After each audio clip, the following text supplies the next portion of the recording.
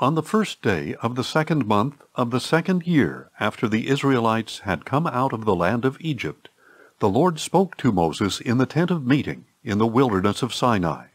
He said, "Take a census of the whole congregation of Israel by their clans and families, listing every man by name, one by one. You and Aaron are to number those who are 20 years of age or older by their divisions, everyone who can serve in Israel's army. And one man from each tribe, the head of each family, must be there with you. These are the names of the men who are to assist you. From the tribe of Reuben, Elizur son of Shedeur. From Simeon, Shalumiel son of Zurishaddai. From Judah, Nahshon son of Amminadab. From Issachar, Nethanel son of Zuar. From Zebulun, Eliab son of Helon. From the sons of Joseph, from Ephraim, Elishama son of Ammihud. And from Manasseh, Gamaliel son of Pedahzur. From Benjamin, Abidan son of Gideoni. From Dan, Ahiezer son of Ammishaddai. From Asher, Pagiel son of Ochran. From Gad, Eliasaph son of Duel. And from Naphtali, Ahira son of Enan. These men were appointed from the congregation. They were the leaders of the tribes of their fathers, the heads of the clans of Israel. So Moses and Aaron took these men who had been designated by name, and on the first day of the 2nd month they assembled the whole congregation and recorded their ancestry by clans and families, counting one by one the names of those 20 years of age or older, just as the Lord had commanded Moses. So Moses numbered them in the wilderness of Sinai. From the sons of Reuben, the firstborn of Israel, according to the records of their clans and families, counting one by one the names of every male 20 years of age or older who could serve in the army, those registered to the tribe of Reuben numbered 46,500. From the sons of Simeon, according to the records of their clans and families, counting one by one the names of every male 20 years of age or older who could serve in the army, those registered to the tribe of Simeon numbered 59,300. From the sons of Gad, according to the records of their clans and families, counting the names of all those 20 years of age or older who could serve in the army, those registered to the tribe of Gad numbered 45,650. From the sons of Judah, according to the records of their clans and families, counting the names of all those 20 years of age or older who could serve in the army, those registered to the tribe of Judah numbered 74,600. From the sons of Issachar, according to the records of their clans and families, counting the names of all those 20 years of age or older who could serve in the army, those registered to the tribe of Issachar numbered 54,400. From the sons of Zebulun, according to the records of their clans and families, counting the names of all those 20 years of age or older who could serve in the army, those registered to the tribe of Zebulun numbered 57,400. From the sons of Joseph, from the sons of Ephraim, according to the records of their clans and families, counting the names of all those 20 years of age or older who could serve in the army, those registered to the tribe of Ephraim numbered 40,500. And from the sons of Manasseh, according to the records of their clans and families, counting the names of all those 20 years of age or older who could serve in the army, those registered to the tribe of Manasseh numbered 32,200. From the sons of Benjamin, according to the records of their clans and families, counting the names of all those 20 years of age or older who could serve in the army, those registered to the tribe of Benjamin numbered 35,400. From the sons of Dan, according to the records of their clans and families, counting the names of all those 20 years of age or older who could serve in the army, those registered to the tribe of Dan numbered 62,700. From the sons of Asher, according to the records of their clans and families, counting the names of all those 20 years of age or older who could serve in the army, Those registered to the tribe of Asher numbered 41,500. From the sons of Naphtali, according to the records of their clans and families, counting the names of all those 20 years of age or older who could serve in the army, those registered to the tribe of Naphtali numbered 53,400. These were the men numbered by Moses and Aaron, with the assistance of the 12 leaders of Israel, each one representing his family. So all the Israelites 20 years of age or older who could serve in Israel's army were counted according to their families. And all those counted totaled 603,550. The Levites, however, were not numbered along with them by the tribe of their fathers. For the Lord had said to Moses, "Do not number the tribe of Levi in the census with the other Israelites. Instead, you are to appoint the Levites over the tabernacle of the testimony, all its furnishings, and everything in it. They shall carry the tabernacle and all its articles, care for it, and camp around it. Whenever the tabernacle is to move, the Levites are to take it down, and whenever it is to be pitched, the Levites are to set it up. Any outsider who goes near it must be put to death. The Israelites are to camp by their divisions, each man in his own camp and under his own standard. But the Levites are to camp around the tabernacle of the testimony and watch over it, so that no wrath will fall on the congregation of Israel. So the Levites are responsible for the tabernacle of the testimony. Thus the Israelites did everything just as the Lord had commanded Moses. Then the Lord said to Moses and Aaron, "The Israelites are to camp around the tent of meeting at a distance from it, each man under his standard with the banners of his family. On the east side toward the sunrise, the divisions of Judah are to camp under their standard. The leader of the descendants of Judah is Nahshon, son of Amminadab, and his division numbers 74,600. The tribe of Issachar will camp next to it.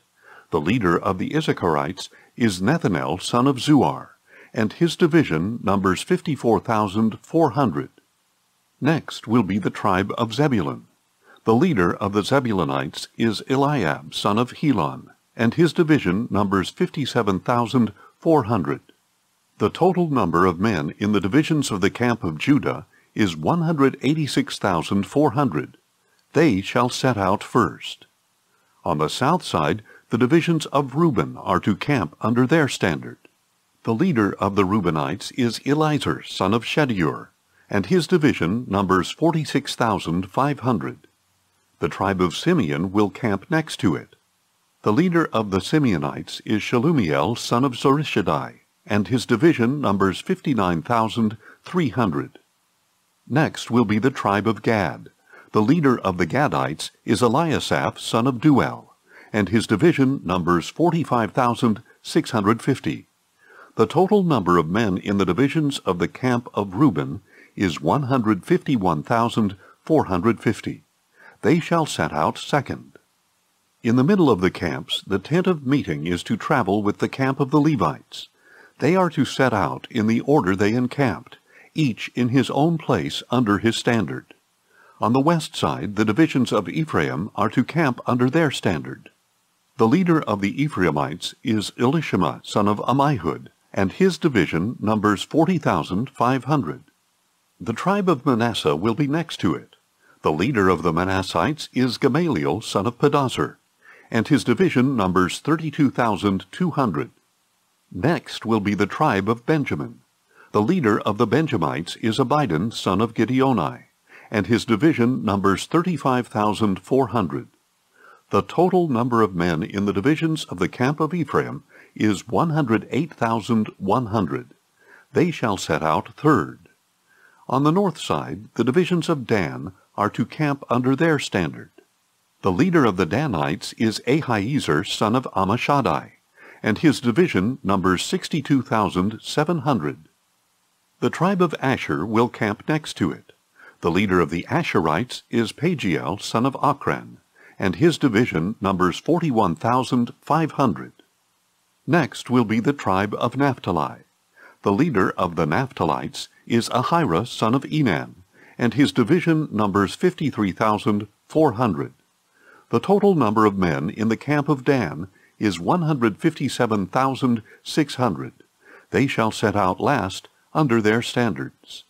These are the Israelites numbered according to their families. The total of those counted in the camps by their divisions was 603,550. But the Levites were not counted among the other Israelites, as the Lord had commanded Moses. So the Israelites did everything the Lord commanded Moses. They camped under their standards in this way, and set out in the same way, each man with his clan and his family. This is the account of Aaron and Moses at the time the Lord spoke with Moses on Mount Sinai. These are the names of the sons of Aaron: Nadab, the firstborn, then Abihu, Eleazar, and Ithamar. These were Aaron's sons, the anointed priests, who were ordained to serve as priests. Nadab and Abihu, however, died in the presence of the Lord, when they offered unauthorized fire before the Lord in the wilderness of Sinai. And since they had no sons, only Eleazar and Ithamar served as priests during the lifetime of their father Aaron. Then the Lord said to Moses, "Bring the tribe of Levi, and present them to Aaron the priest, to assist him. They are to perform duties for him and for the whole congregation before the tent of meeting, attending to the service of the tabernacle. They shall take care of all the furnishings of the tent of meeting, and fulfill obligations for the Israelites by attending to the service of the tabernacle. Assign the Levites to Aaron and his sons. They have been given exclusively to him from among the Israelites. So you shall appoint Aaron and his sons to carry out the duties of the priesthood. But any outsider who approaches the tabernacle must be put to death." Again the Lord spoke to Moses, saying, "Behold, I have taken the Levites from among the children of Israel, in place of every firstborn Israelite from the womb. The Levites belong to me, for all the firstborn are mine. On the day I struck down every firstborn in the land of Egypt, I consecrated to myself all the firstborn in Israel, both man and beast. They are mine. I am the Lord." Then the Lord spoke to Moses in the wilderness of Sinai, saying, "Number the Levites by their families and clans. You are to count every male a month old or more." So Moses numbered them according to the word of the Lord, as he had been commanded. These were the sons of Levi by name: Gershon, Kohath, and Merari. These were the names of the sons of Gershon by their clans: Libni and Shimei. The sons of Kohath by their clans were Amram, Izhar, Hebron, and Uzziel. And the sons of Merari by their clans were Mahli and Mushi. These were the clans of the Levites according to their families. From Gershon came the Libnite clan and the Shimeite clan. These were the Gershonite clans. The number of all the males a month old or more was 7,500. The Gershonite clans were to camp on the west, behind the tabernacle, and the leader of the families of the Gershonites was Eliasaph, son of Lael. The duties of the Gershonites at the tent of meeting were the tabernacle and tent, its covering, the curtain for the entrance to the tent of meeting, the curtains of the courtyard, the curtain for the entrance to the courtyard that surrounds the tabernacle and altar, and the cords, all the service for these items. From Kohath came the clans of the Amramites, the Izharites, the Hebronites, and the Uzzielites. These were the clans of the Kohathites. The number of all the males a month old or more was 8,600. They were responsible for the duties of the sanctuary. The clans of the Kohathites were to camp on the south side of the tabernacle, and the leader of the families of the Kohathites was Elisaphan, son of Uzziel. Their duties were the ark, the table, the lampstand, the altars, the articles of the sanctuary used with them, and the curtain, all the service for these items. The chief of the leaders of the Levites was Eleazar, son of Aaron the priest. He oversaw those responsible for the duties of the sanctuary. From Merari came the clans of the Mahlites and the Mushites. These were the Merarite clans. The number of all the males a month old or more was 6,200. The leader of the families of the Merarites was Zuriel, son of Abihail. They were to camp on the north side of the tabernacle.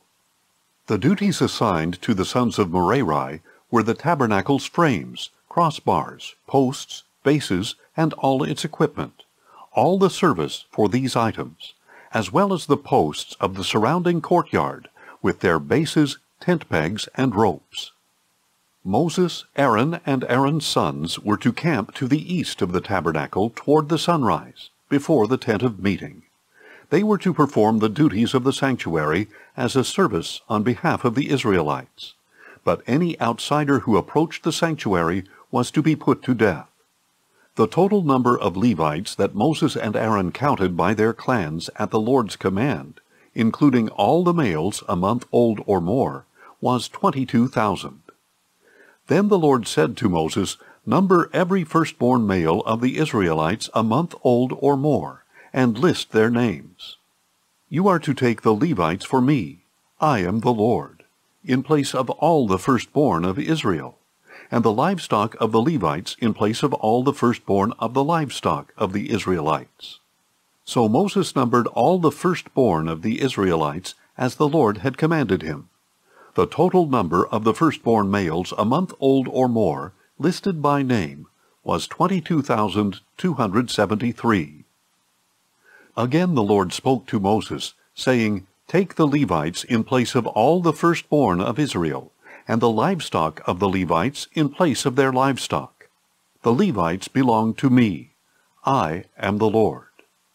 To redeem the 273 firstborn Israelites who outnumber the Levites, you are to collect 5 shekels for each one, according to the sanctuary shekel of 20 gerahs. Give the money to Aaron and his sons as the redemption price for the excess among the Israelites. So Moses collected the redemption money from those in excess of the number redeemed by the Levites. He collected the money from the firstborn of the Israelites, 1,365 shekels, according to the sanctuary shekel. And Moses gave the redemption money to Aaron and his sons, in obedience to the word of the Lord, just as the Lord had commanded him. Then the Lord said to Moses and Aaron, "Take a census of the Kohathites among the Levites by their clans and families, men from 30 to 50 years old, everyone who is qualified to serve in the work at the tent of meeting." This service of the Kohathites at the tent of meeting regards the most holy things.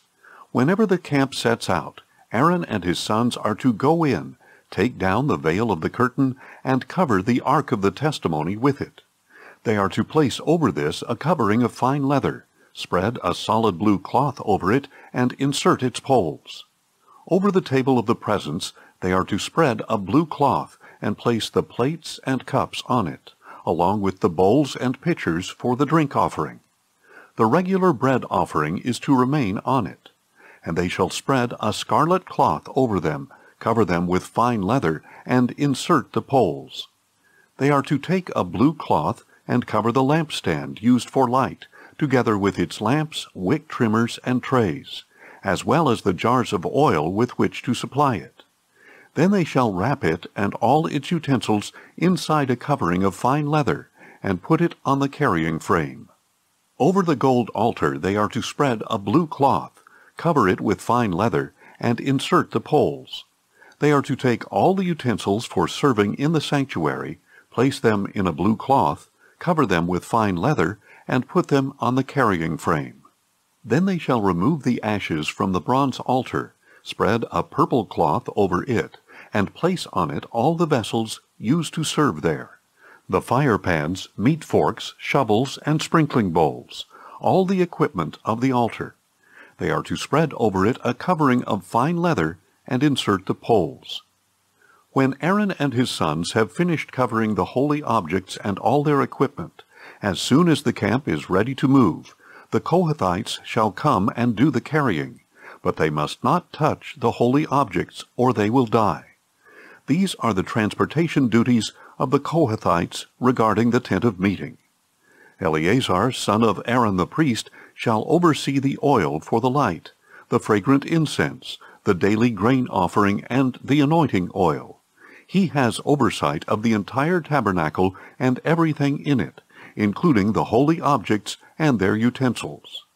Then the Lord said to Moses and Aaron, "Do not allow the Kohathite tribal clans to be cut off from among the Levites. In order that they may live and not die when they come near the most holy things, do this for them. Aaron and his sons are to go in and assign each man his task and what he is to carry. But the Kohathites are not to go in and look at the holy objects even for a moment, or they will die." And the Lord said to Moses, "Take a census of the Gershonites as well, by their families and clans, from 30 to 50 years old, counting everyone who comes to serve in the work at the tent of meeting." This is the service of the Gershonite clans regarding work and transport. They are to carry the curtains of the tabernacle, the tent of meeting with the covering of fine leather over it, the curtains for the entrance to the tent of meeting, the curtains of the courtyard, and the curtains for the entrance at the gate of the courtyard that surrounds the tabernacle and altar, along with their ropes and all the equipment for their service. The Gershonites will do all that needs to be done with these items. All the service of the Gershonites, all their transport duties and other work, is to be done at the direction of Aaron and his sons. You are to assign to them all that they are responsible to carry. This is the service of the Gershonite clans at the tent of meeting, and their duties shall be under the direction of Ithamar, son of Aaron the priest.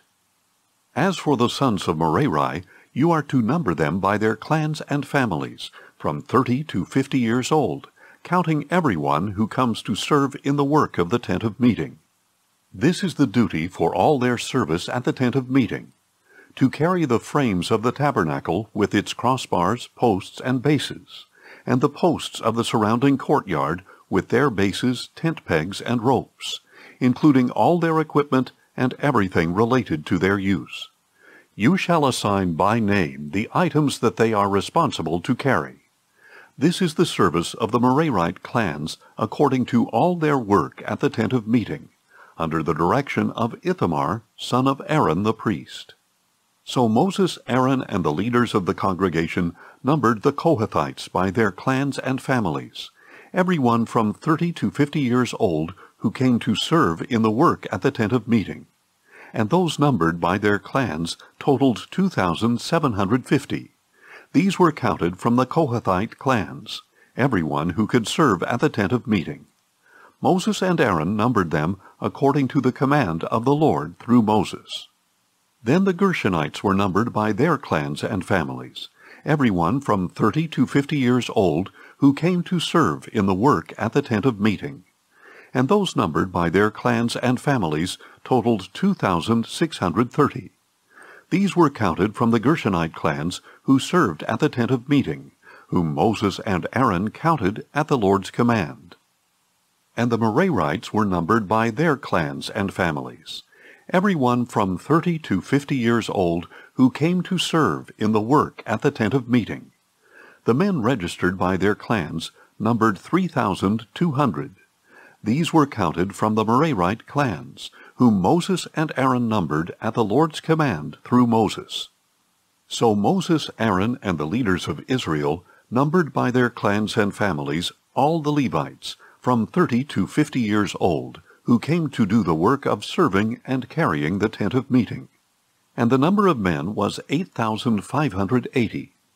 At the Lord's command they were numbered through Moses, and each one was assigned his work and burden, as the Lord had commanded Moses. Then the Lord said to Moses, "Command the Israelites to send away from the camp anyone with a skin disease, anyone who has a bodily discharge, and anyone who is defiled by a dead body. You must send away male and female alike. Send them outside the camp, so they will not defile their camp, where I dwell among them."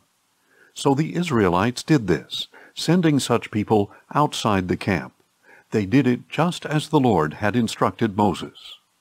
And the Lord said to Moses, "Tell the Israelites that when a man or woman acts unfaithfully against the Lord, by committing any sin against another, that person is guilty, and must confess the sin he has committed. He must make full restitution, add a fifth to its value, and give all this to the one he has wronged.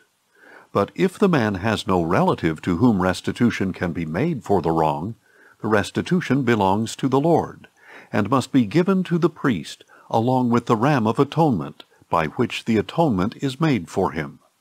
Every sacred contribution the Israelites bring to the priest shall belong to him.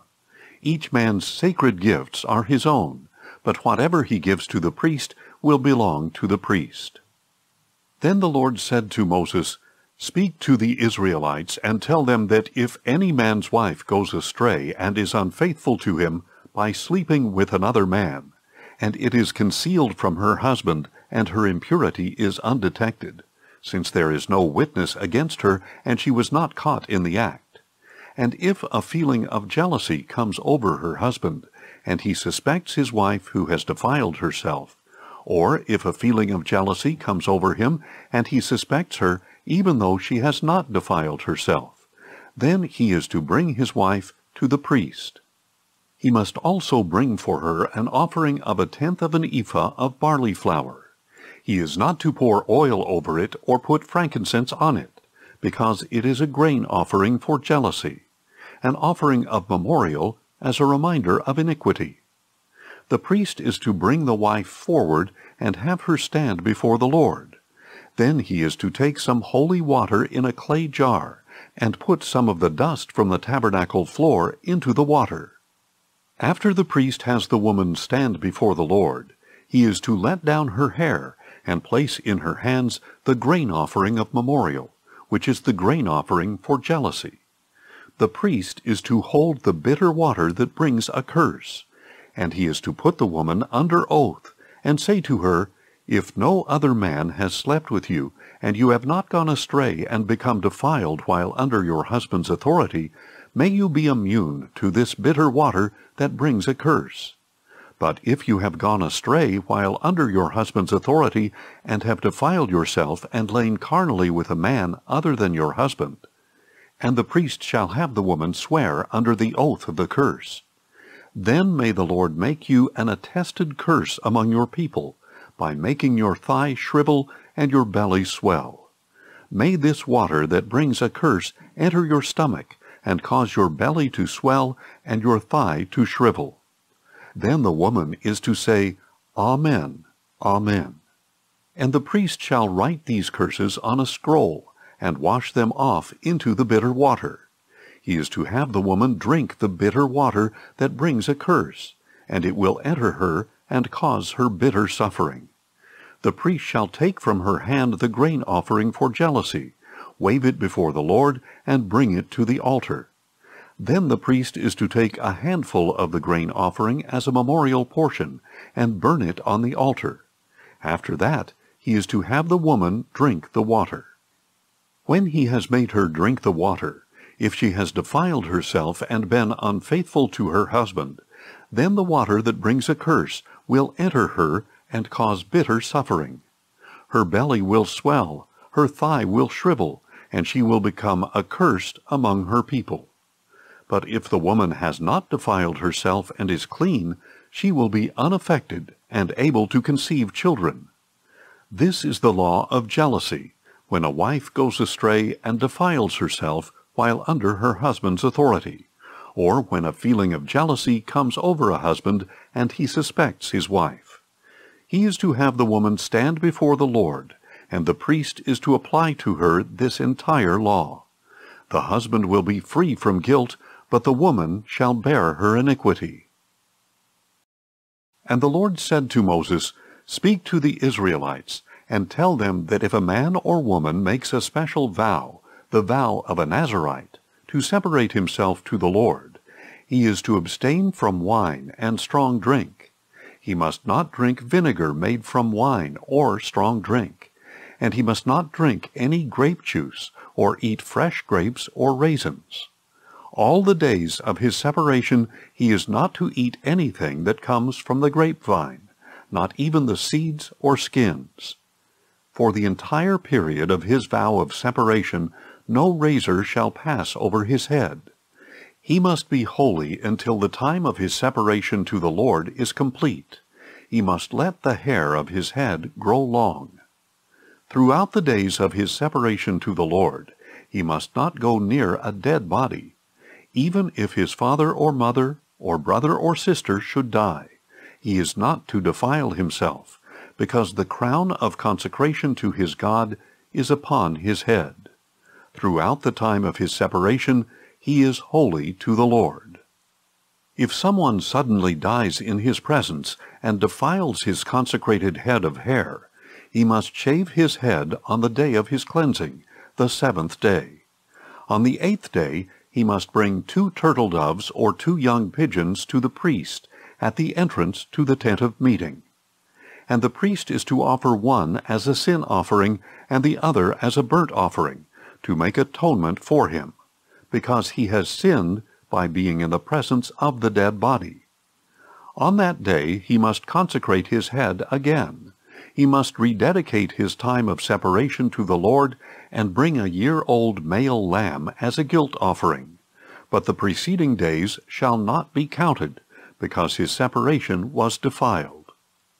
Now this is the law of the Nazirite when his time of separation is complete.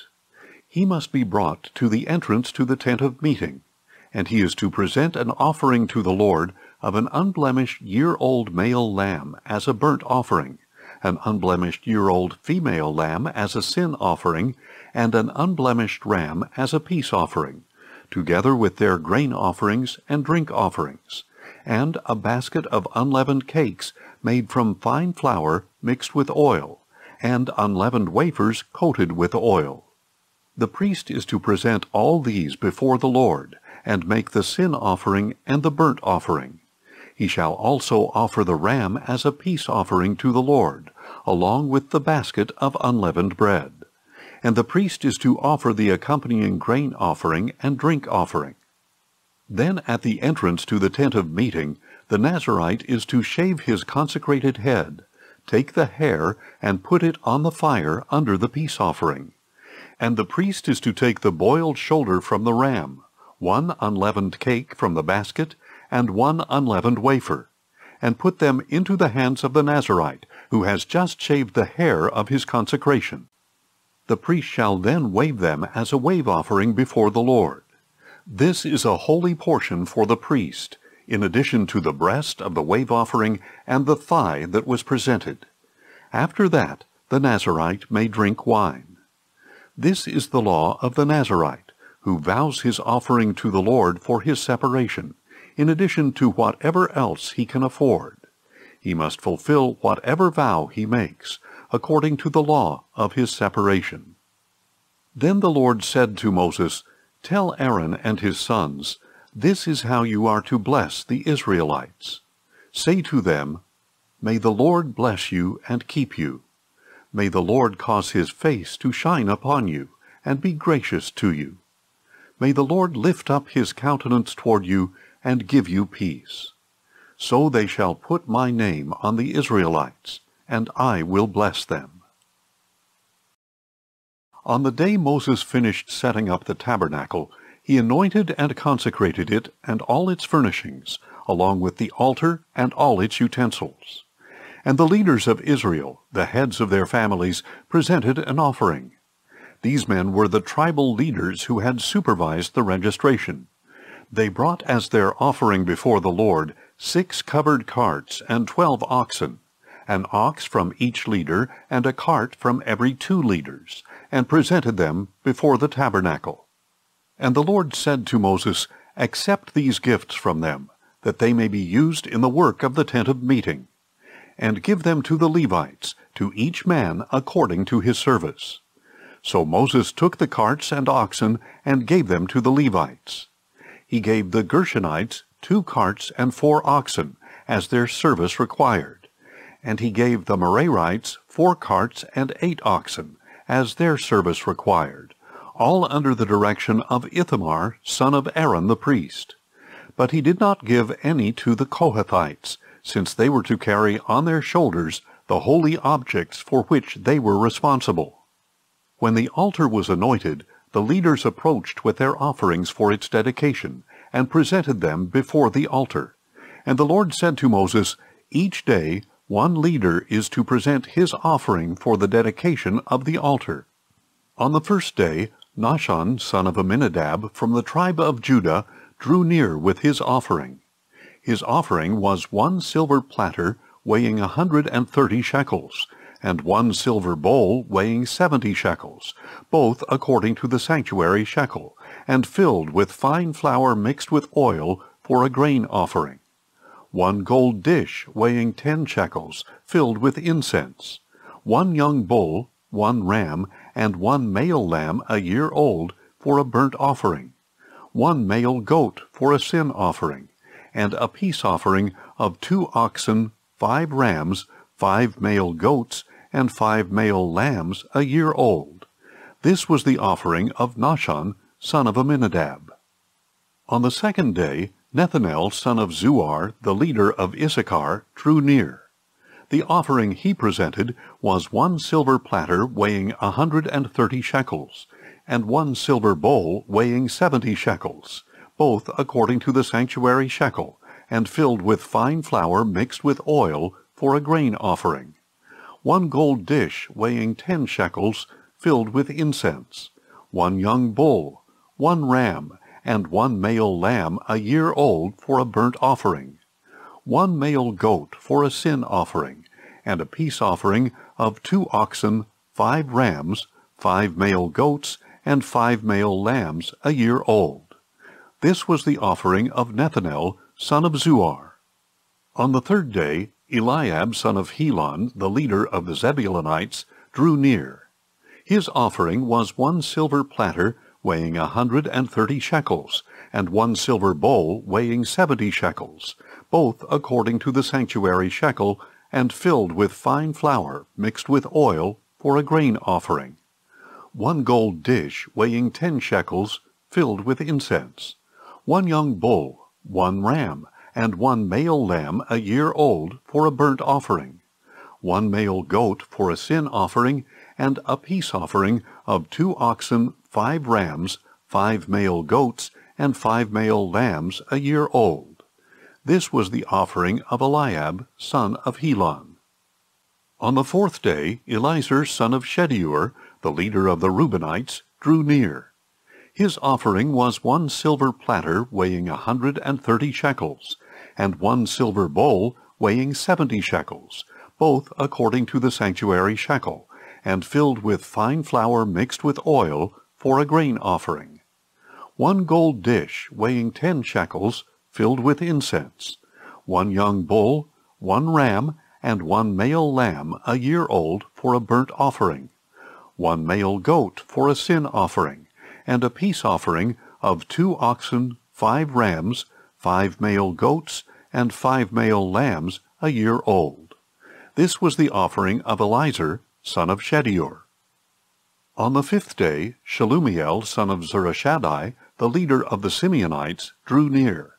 His offering was 1 silver platter weighing 130 shekels, and 1 silver bowl weighing 70 shekels, both according to the sanctuary shekel, and filled with fine flour mixed with oil for a grain offering.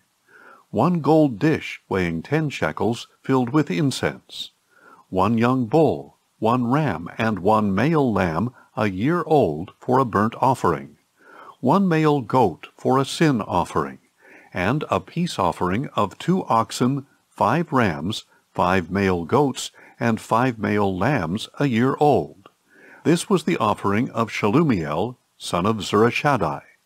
On the sixth day, Eliasaph, son of Duel, the leader of the Gadites, drew near. His offering was 1 silver platter weighing 130 shekels, and 1 silver bowl weighing 70 shekels, both according to the sanctuary shekel, and filled with fine flour mixed with oil for a grain offering. 1 gold dish weighing 10 shekels, filled with incense. 1 young bull, 1 ram, and 1 male lamb a year old for a burnt offering. 1 male goat for a sin offering, and a peace offering of 2 oxen, 5 rams, 5 male goats, and 5 male lambs a year old. This was the offering of Eliasaph, son of Duel. On the 7th day, Elishama, son of Ammihud, the leader of the Ephraimites, drew near. His offering was 1 silver platter, weighing 130 shekels, and 1 silver bowl, weighing 70 shekels, both according to the sanctuary shekel, and filled with fine flour mixed with oil, for a grain offering. 1 gold dish, weighing 10 shekels, filled with incense. 1 young bull, 1 ram, and 1 male lamb a year old, for a burnt offering. 1 male goat, for a sin offering, and a peace offering of 2 oxen, 5 rams, 5 male goats, and 5 male lambs a year old. This was the offering of Elishama, son of Ammihud. On the 8th day, Gamaliel, son of Pedazur, the leader of the Manassites, drew near. His offering was 1 silver platter, weighing 130 shekels, and 1 silver bowl, weighing 70 shekels, both according to the sanctuary shekel, and filled with fine flour mixed with oil, for a grain offering. 1 gold dish, weighing 10 shekels, filled with incense. 1 young bull, 1 ram, and 1 male lamb a year old, for a burnt offering. 1 male goat, for a sin offering. And a peace offering of 2 oxen, 5 rams, 5 male goats, and 5 male lambs a year old. This was the offering of Gamaliel, son of Pedazur. On the 9th day, Abidan, son of Gideoni, the leader of the Benjamites, drew near. His offering was 1 silver platter, weighing 130 shekels, and 1 silver bowl, weighing 70 shekels, both according to the sanctuary shekel, and filled with fine flour mixed with oil, for a grain offering. 1 gold dish, weighing 10 shekels, filled with incense. 1 young bull, 1 ram, and 1 male lamb a year old, for a burnt offering. 1 male goat, for a sin offering. And a peace offering of 2 oxen, 5 rams, 5 male goats, and 5 male lambs a year old. This was the offering of Abidan, son of Gideoni. On the 10th day, Ahiezer, son of Ammishaddai, the leader of the Danites, drew near. His offering was 1 silver platter, weighing 130 shekels, and 1 silver bowl, weighing 70 shekels, both according to the sanctuary shekel, and filled with fine flour mixed with oil, for a grain offering. 1 gold dish, weighing 10 shekels, filled with incense. 1 young bull, 1 ram, and 1 male lamb a year old, for a burnt offering. 1 male goat, for a sin offering. And a peace offering of 2 oxen, 5 rams, 5 male goats, and 5 male lambs a year old. This was the offering of Ahiezer, son of Ammishaddai. On the 11th day, Pagiel, son of Ochran, the leader of the Asherites, drew near. His offering was 1 silver platter, weighing 130 shekels, and 1 silver bowl, weighing 70 shekels, both according to the sanctuary shekel, and filled with fine flour mixed with oil, for a grain offering. 1 gold dish, weighing 10 shekels, filled with incense. 1 young bull, 1 ram, and 1 male lamb a year old, for a burnt offering. 1 male goat, for a sin offering. And a peace offering of 2 oxen, 5 rams, 5 male goats, and 5 male lambs a year old. This was the offering of Pagiel, son of Ochran. On the 12th day, Ahira, son of Enan, the leader of the Naphtalites, drew near. His offering was 1 silver platter, weighing 130 shekels, and 1 silver bowl, weighing 70 shekels, both according to the sanctuary shekel, and filled with fine flour mixed with oil, for a grain offering. 1 gold dish, weighing 10 shekels, filled with incense. 1 young bull, 1 ram, and 1 male lamb a year old, for a burnt offering. 1 male goat, for a sin offering. And a peace offering of 2 oxen, 5 rams, 5 male goats, and 5 male lambs a year old. This was the offering of Ahira son of Enan. So these were the offerings from the leaders of Israel for the dedication of the altar when it was anointed: 12 silver platters, 12 silver bowls, and 12 gold dishes. Each silver platter weighed 130 shekels, and each silver bowl 70 shekels. The total weight of the silver articles was 2,400 shekels, according to the sanctuary shekel. The 12 gold dishes filled with incense weighed 10 shekels each, according to the sanctuary shekel. The total weight of the gold dishes was 120 shekels. All the livestock for the burnt offering totaled 12 bulls, 12 rams, and 12 male lambs a year old, together with their grain offerings, and 12 male goats for the sin offering. All the livestock sacrificed for the peace offering totaled 24 bulls, 60 rams, 60 male goats, and 60 male lambs a year old. This was the dedication offering for the altar after it was anointed. When Moses entered the tent of meeting to speak with the Lord, he heard the voice speaking to him from between the 2 cherubim above the mercy seat on the ark of the testimony. Thus the Lord spoke to him. Then the Lord said to Moses, "Speak to Aaron, and tell him, when you set up the 7 lamps, they are to light the area in front of the lampstand." And Aaron did so.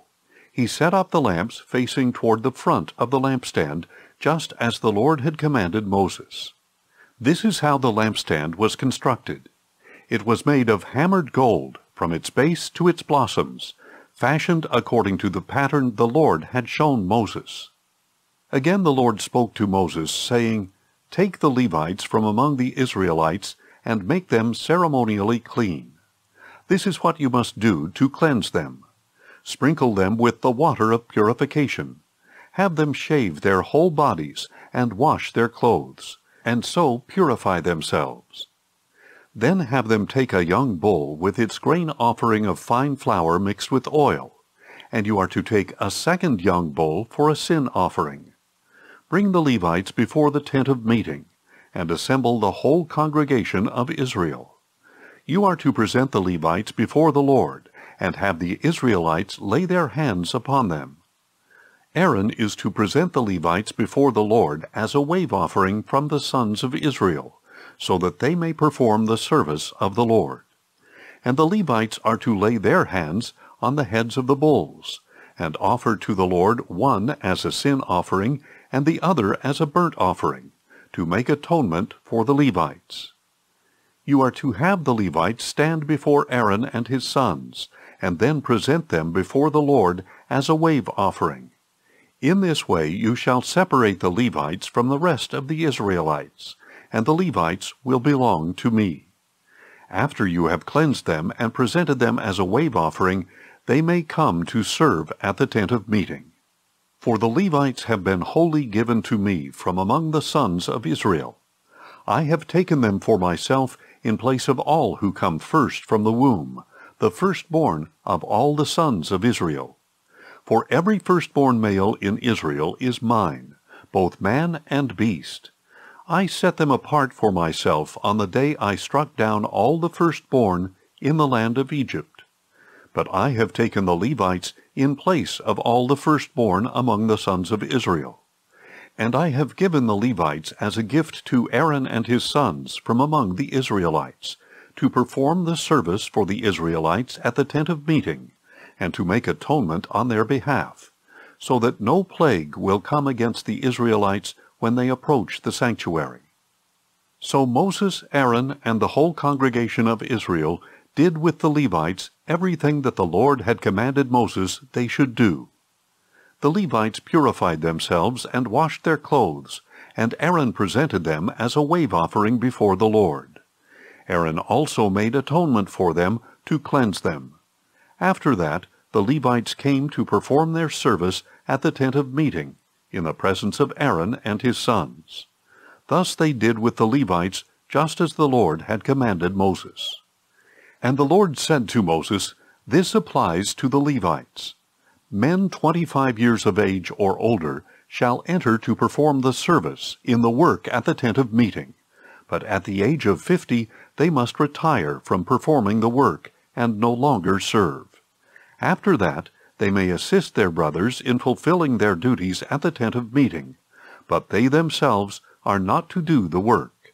This is how you are to assign responsibilities to the Levites. In the first month of the second year after Israel had come out of the land of Egypt, the Lord spoke to Moses in the wilderness of Sinai. The Israelites are to observe the Passover at its appointed time. You are to observe it at the appointed time, at twilight on the 14th day of this month, in accordance with its statutes and ordinances. So Moses told the Israelites to observe the Passover, and they did so in the wilderness of Sinai, at twilight on the 14th day of the first month. The Israelites did everything just as the Lord had commanded Moses. But there were some men who were unclean due to a dead body, so they could not observe the Passover on that day. And they came before Moses and Aaron that same day, and said to Moses, "We are unclean because of a dead body. But why should we be excluded from presenting the Lord's offering with the other Israelites at the appointed time?" "Wait here until I find out what the Lord commands concerning you," Moses replied. Then the Lord said to Moses, "Tell the Israelites, when any one of you or your descendants is unclean because of a dead body, or is away on a journey, he may still observe the Passover to the Lord. Such people are to observe it at twilight on the 14th day of the second month. They are to eat the lamb, together with unleavened bread and bitter herbs. They may not leave any of it until morning, or break any of its bones. They must observe the Passover according to all its statutes. But if a man who is ceremonially clean and is not on a journey still fails to observe the Passover, he must be cut off from his people, because he did not present the Lord's offering at its appointed time. That man will bear the consequences of his sin. If a foreigner dwelling among you wants to observe the Passover to the Lord, he is to do so according to the Passover statute and its ordinances. You are to apply the same statute to both the foreigner and the native of the land. On the day that the tabernacle, the tent of the testimony, was set up, the cloud covered it, and appeared like fire above the tabernacle from evening until morning. It remained that way continually. The cloud would cover the tabernacle by day, and at night it would appear like fire. Whenever the cloud was lifted from above the tent, the Israelites would set out, and wherever the cloud settled, there the Israelites would camp. At the Lord's command, the Israelites set out, and at the Lord's command they camped. As long as the cloud remained over the tabernacle, they remained encamped. Even when the cloud lingered over the tabernacle for many days, the Israelites kept the Lord's charge and did not set out. Sometimes the cloud remained over the tabernacle for only a few days, and they would camp at the Lord's command and set out at the Lord's command. Sometimes the cloud remained only from evening until morning, and when it lifted in the morning, they would set out. Whether it was by day or by night, when the cloud was taken up, they would set out. Whether the cloud lingered for 2 days, a month, or longer, the Israelites camped and did not set out as long as the cloud remained over the tabernacle. But when it was lifted, they would set out. They camped at the Lord's command, and they set out at the Lord's command. They carried out the Lord's charge according to his command through Moses. Then the Lord said to Moses, "Make 2 trumpets of hammered silver to be used for calling the congregation and for having the camps set out. When both are sounded, the whole congregation is to assemble before you at the entrance to the tent of meeting. But if only one is sounded, then the leaders, the heads of the clans of Israel, are to gather before you. When you sound short blasts, the camps that lie on the east side are to set out. When you sound the short blasts a second time, the camps that lie on the south side are to set out. The blasts are to signal them to set out." To convene the assembly, you are to sound long blasts, not short ones. The sons of Aaron, the priests, are to sound the trumpets. This shall be a permanent statute for you and the generations to come. When you enter into battle in your land against an adversary who attacks you, sound short blasts on the trumpets, and you will be remembered before the Lord your God, and saved from your enemies. And on your joyous occasions, your appointed feasts, and the beginning of each month, you are to blow the trumpets over your burnt offerings and fellowship offerings, to serve as a reminder for you before your God. I am the Lord your God. On the 20th day of the 2nd month of the 2nd year, the cloud was lifted from above the tabernacle of the testimony, and the Israelites set out from the wilderness of Sinai, traveling from place to place until the cloud settled in the wilderness of Paran. They set out this first time according to the Lord's command through Moses. First, the divisions of the camp of Judah set out under their standard, with Nahshon, son of Amminadab, in command. Nethanel, son of Zuar, was over the division of the tribe of Issachar, and Eliab, son of Helon, was over the division of the tribe of Zebulun. Then the tabernacle was taken down, and the Gershonites and the Merarites set out, transporting it. Then the divisions of the camp of Reuben set out under their standard, with Elizur, son of Shedeur, in command. Shelumiel, son of Zurishaddai, was over the division of the tribe of Simeon, and Eliasaph, son of Duel, was over the division of the tribe of Gad. Then the Kohathites set out, transporting the holy objects. The tabernacle was to be set up before their arrival. Next, the divisions of the camp of Ephraim set out under their standard, with Elishama, son of Ammihud, in command. Gamaliel, son of Pedahzur, was over the division of the tribe of Manasseh, and Abidan, son of Gideoni, was over the division of the tribe of Benjamin. Finally, the divisions of the camp of Dan set out under their standard, serving as the rear guard for all units, with Ahiezer, son of Ammishaddai, in command. Pagiel, son of Ochran, was over the division of the tribe of Asher, and Ahira, son of Enan, was over the division of the tribe of Naphtali. This was the order of march for the Israelite divisions as they set out. Then Moses said to Hobab, the son of Moses' father-in-law Reuel the Midianite, "We are setting out for the place of which the Lord said, 'I will give it to you.' Come with us, and we will treat you well, for the Lord has promised good things to Israel." "I will not go," Hobab replied. "Instead, I am going back to my own land and my own people." "Please do not leave us," Moses said, "since you know where we should camp in the wilderness, and you can serve as our eyes. If you come with us, we will share with you whatever good things the Lord gives us." So they set out on a 3-day journey from the mountain of the Lord, with the ark of the covenant of the Lord traveling ahead of them for those 3 days, to seek a resting place for them. And the cloud of the Lord was over them by day, when they set out from the camp. Whenever the ark set out, Moses would say, "Rise up, O Lord, may your enemies be scattered, may those who hate you flee before you." And when it came to rest, he would say, "Return, O Lord, to the countless thousands of Israel." Soon the people began to complain about their hardship in the hearing of the Lord. And when he heard them, his anger was kindled, and fire from the Lord blazed among them, and consumed the outskirts of the camp. And the people cried out to Moses, and he prayed to the Lord, and the fire died down. So that place was called Taberah, because the fire of the Lord had burned among them.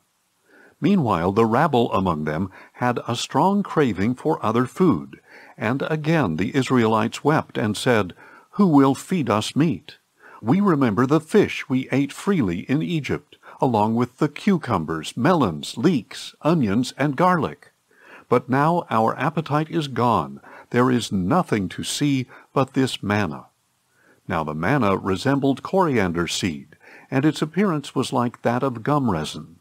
The people walked around and gathered it, ground it on a hand mill or crushed it in a mortar, then boiled it in a cooking pot or shaped it into cakes. It tasted like pastry baked with fine oil.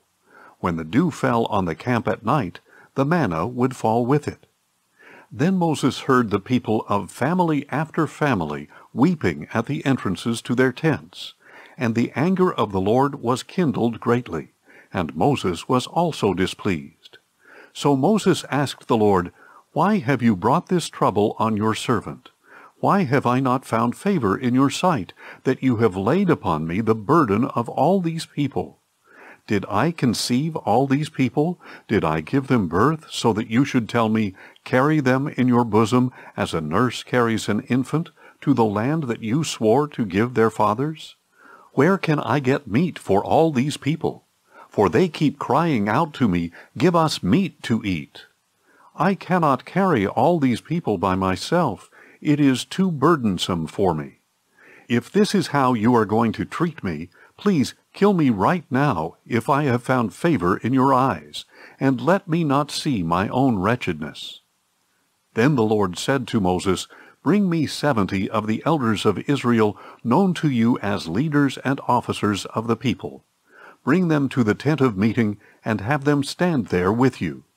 And I will come down and speak with you there, and I will take some of the Spirit that is on you, and put that Spirit on them. They will help you bear the burden of the people, so that you do not have to bear it by yourself. And say to the people, 'Consecrate yourselves for tomorrow, and you will eat meat, because you have cried out in the hearing of the Lord, saying, Who will feed us meat? For we were better off in Egypt. Therefore the Lord will give you meat, and you will eat.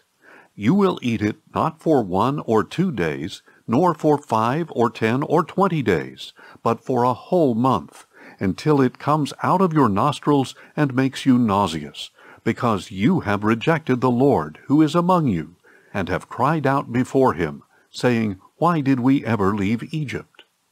But Moses replied, 'Here I am among 600,000 men on foot, yet you say, I will give them meat, and they will eat for a month.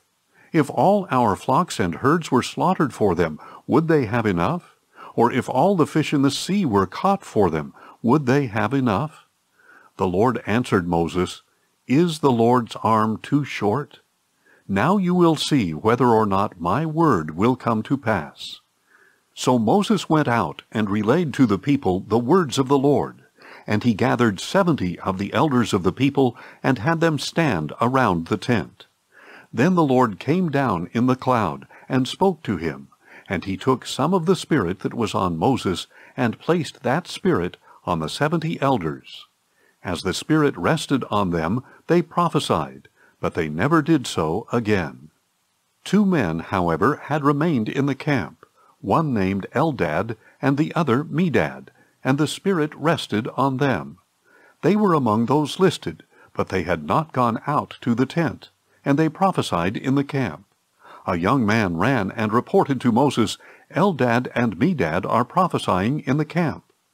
Joshua, son of Nun, the attendant to Moses since youth, spoke up and said, Moses, my lord, stop them.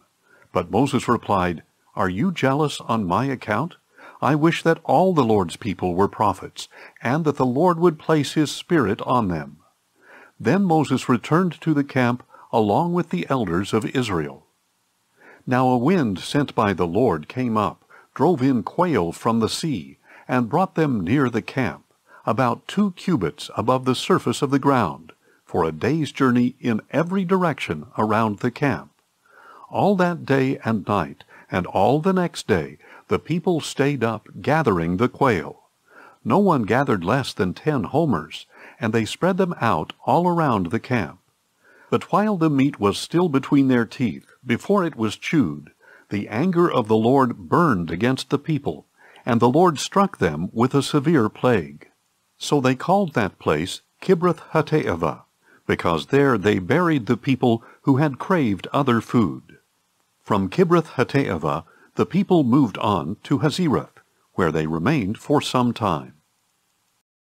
Then Miriam and Aaron criticized Moses because of the Cushite woman he had married, for he had taken a Cushite wife. Does the Lord speak only through Moses? They said. Does he not also speak through us? And the Lord heard this. Now Moses was a very humble man, more so than any man on the face of the earth. And suddenly the Lord said to Moses, Aaron, and Miriam, "You three come out to the tent of meeting." So the three went out, and the Lord came down in a pillar of cloud, stood at the entrance to the tent, and summoned Aaron and Miriam. When both of them had stepped forward, he said, "Hear now my words. If there is a prophet among you, I, the Lord, will reveal myself to him in a vision. I will speak to him in a dream. But this is not so with my servant Moses. He is faithful in all my house. I speak with him face to face, clearly, and not in riddles. He sees the form of the Lord. Why then were you unafraid to speak against my servant Moses?" So the anger of the Lord burned against them, and he departed. As the cloud lifted from above the tent, suddenly Miriam became leprous, white as snow. Aaron turned toward her, saw that she was leprous, and said to Moses, "My Lord, please do not hold against us this sin we have so foolishly committed. Please do not let her be like a stillborn infant whose flesh is half consumed when he comes out of his mother's womb." So Moses cried out to the Lord, "O God, please heal her." But the Lord answered Moses, "If her father had but spit in her face, would she not have been in disgrace for 7 days? Let her be confined outside the camp for 7 days. After that, she may be brought back in." So Miriam was confined outside the camp for 7 days, and the people did not move on until she was brought in again. After that, the people set out from Hazeroth and camped in the wilderness of Paran. And the Lord said to Moses, "Send out for yourself men to spy out the land of Canaan, which I am giving to the Israelites. From each of their fathers' tribes send 1 man who is a leader among them." So at the consent of the Lord, Moses sent them out from the wilderness of Paran. All the men were leaders of the Israelites, and these were their names. From the tribe of Reuben, Shammua, son of Zachar. From the tribe of Simeon, Shaphat, son of Hori. From the tribe of Judah, Caleb, son of Jephunneh. From the tribe of Issachar, Igal, son of Joseph. From the tribe of Ephraim, Hoshea, son of Nun. From the tribe of Benjamin, Paltai, son of Raphu. From the tribe of Zebulun, Gadiel, son of Sodai. From the tribe of Manasseh, a tribe of Joseph, Gadai, son of Susai. From the tribe of Dan, Amiel, son of Gamalai. From the tribe of Asher, Sethur, son of Michael. From the tribe of Naphtali, Nabai, son of Vophsi. And from the tribe of Gad, Geuel, son of Machi. These were the names of the men Moses sent to spy out the land. And Moses gave to Hoshea, son of Nun, the name Joshua. When Moses sent them to spy out the land of Canaan, he told them, "Go up through the Negev and into the hill country. See what the land is like, and whether its people are strong or weak, few or many. Is the land where they live good or bad?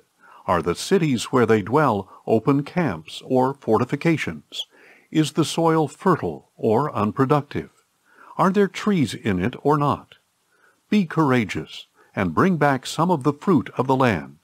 It was the season for the first ripe grapes. So they went up and spied out the land, from the wilderness of Zin as far as Rehob, toward Lebo-Hamath. They went up through the Negev, and came to Hebron, where Ahiman, Sheshai, and Talmai, the descendants of Anak, dwelled. It had been built 7 years before Zoan in Egypt. When they came to the valley of Eshcol, they cut down a branch with a single cluster of grapes, which they carried on a pole between 2 men. They also took some pomegranates and figs. Because of the cluster of grapes the Israelites cut there, that place was called the Valley of Eshcol. After 40 days the men returned from spying out the land, and they went back to Moses, Aaron, and the whole congregation of Israel in the wilderness of Paran at Kadesh. They brought back a report for the whole congregation, and showed them the fruit of the land. And they gave this account to Moses: We went into the land to which you sent us, and indeed it is flowing with milk and honey. Here is some of its fruit. Nevertheless, the people living in the land are strong, and the cities are large and fortified. We even saw the descendants of Anak there. The Amalekites live in the land of the Negev. The Hittites, Jebusites, and Amorites live in the hill country, and the Canaanites live by the sea and along the Jordan. Then Caleb quieted the people before Moses, and said, We must go up and take possession of the land, for we can certainly conquer it. But the men who had gone up with him replied, We cannot go up against the people, for they are stronger than we are. So they gave the Israelites a bad report about the land that they had spied out. The land we explored devours its inhabitants, and all the people we saw there are great in stature. We even saw the Nephilim there, the descendants of Anak that come from the Nephilim. We seemed like grasshoppers in our own sight, and we must have seemed the same to them. Then the whole congregation lifted up their voices and cried out, and that night the people wept. All the Israelites grumbled against Moses and Aaron, and the whole congregation said to them, If only we had died in the land of Egypt, or if only we had died in this wilderness. Why is the Lord bringing us into this land to fall by the sword? Our wives and children will become plunder. Would it not be better for us to go back to Egypt? So they said to one another, Let us appoint a leader and return to Egypt. Then Moses and Aaron fell face down before the whole assembly of the congregation of Israel. Joshua son of Nun and Caleb son of Jephunneh, who were among those who had spied out the land, tore their clothes and said to the whole congregation of Israel, The land we passed through and explored is an exceedingly good land. If the Lord delights in us, he will bring us into this land, a land flowing with milk and honey, and he will give it to us. Only do not rebel against the Lord, and do not be afraid of the people of the land, for they will be like bread for us. Their protection has been removed, and the Lord is with us. Do not be afraid of them. But the whole congregation threatened to stone Joshua and Caleb. Then the glory of the Lord appeared to all the Israelites at the tent of meeting. And the Lord said to Moses, How long will this people treat me with contempt? How long will they refuse to believe in me, despite all the signs I have performed among them? I will strike them with a plague and destroy them, and I will make you into a nation greater and mightier than they are. But Moses said to the Lord, The Egyptians will hear of it, for by your strength you brought this people from among them, and they will tell it to the inhabitants of this land. They have already heard that you, O Lord, are in the midst of this people, that you, O Lord, have been seen face to face, that your cloud stands over them, and that you go before them in a pillar of cloud by day and a pillar of fire by night. If you kill this people as one man, the nations who have heard of your fame will say, Because the Lord was unable to bring this people into the land he swore to give them, he has slaughtered them in the wilderness. So now I pray, may the power of my Lord be magnified, just as you have declared. The Lord is slow to anger, and abounding in loving devotion, forgiving iniquity and transgression. Yet he will by no means leave the guilty unpunished. He will visit the iniquity of the fathers upon their children to the 3rd and 4th generation. Pardon, I pray, the iniquity of this people, in keeping with the greatness of your loving devotion, just as you have forgiven them ever since they left Egypt. I have pardoned them as you requested, the Lord replied. Yet as surely as I live, and as surely as the whole earth is filled with the glory of the Lord, not one of the men who have seen my glory and the signs I performed in Egypt and in the wilderness, yet have tested me and disobeyed me these 10 times, not one will ever see the land that I swore to give their fathers. None of those who have treated me with contempt will see it. But because my servant Caleb has a different spirit, and has followed me wholeheartedly, I will bring him into the land he has entered, and his descendants will inherit it. Now since the Amalekites and Canaanites are living in the valleys, turn back tomorrow and head for the wilderness along the route to the Red Sea." Then the Lord said to Moses and Aaron, "How long will this wicked congregation grumble against me? I have heard the complaints that the Israelites are making against me. So tell them, As surely as I live, declares the Lord, I will do to you exactly as I heard you say. Your bodies will fall in this wilderness, all who were numbered in the census, everyone 20 years of age or older, because you have grumbled against me. Surely none of you will enter the land in which I swore to settle you, except Caleb son of Jephunneh, and Joshua son of Nun. But I will bring your children, whom you said would become plunder, into the land you have rejected, and they will enjoy it. As for you, however, your bodies will fall in this wilderness. Your children will be shepherds in the wilderness for 40 years, and they will suffer for your unfaithfulness until the last of your bodies lies in the wilderness. In keeping with the 40 days you spied out the land, you shall bear your guilt 40 years, a year for each day, and you will experience my alienation. I, the Lord, have spoken, and I will surely do these things to this entire wicked congregation which has conspired against me. They will meet their end in the wilderness, and there they will die." So the men Moses had sent to spy out the land, who had returned and made the whole congregation grumble against him by bringing out a bad report about the land, those men who had brought out the bad report about the land were struck down by a plague before the Lord. Of those men who had gone to spy out the land, only Joshua son of Nun and Caleb son of Jephunneh remained alive. And when Moses relayed these words to all the Israelites, the people mourned bitterly. Early the next morning they got up and went up toward the ridge of the hill country. "We have indeed sinned," they said, "but we will go to the place the Lord has promised." But Moses said, "Why are you transgressing the commandment of the Lord? This will not succeed. Do not go up, lest you be struck down by your enemies, because the Lord is not among you. For there the Amalekites and Canaanites will face you, and you will fall by the sword. Because you have turned away from the Lord, he will not be with you."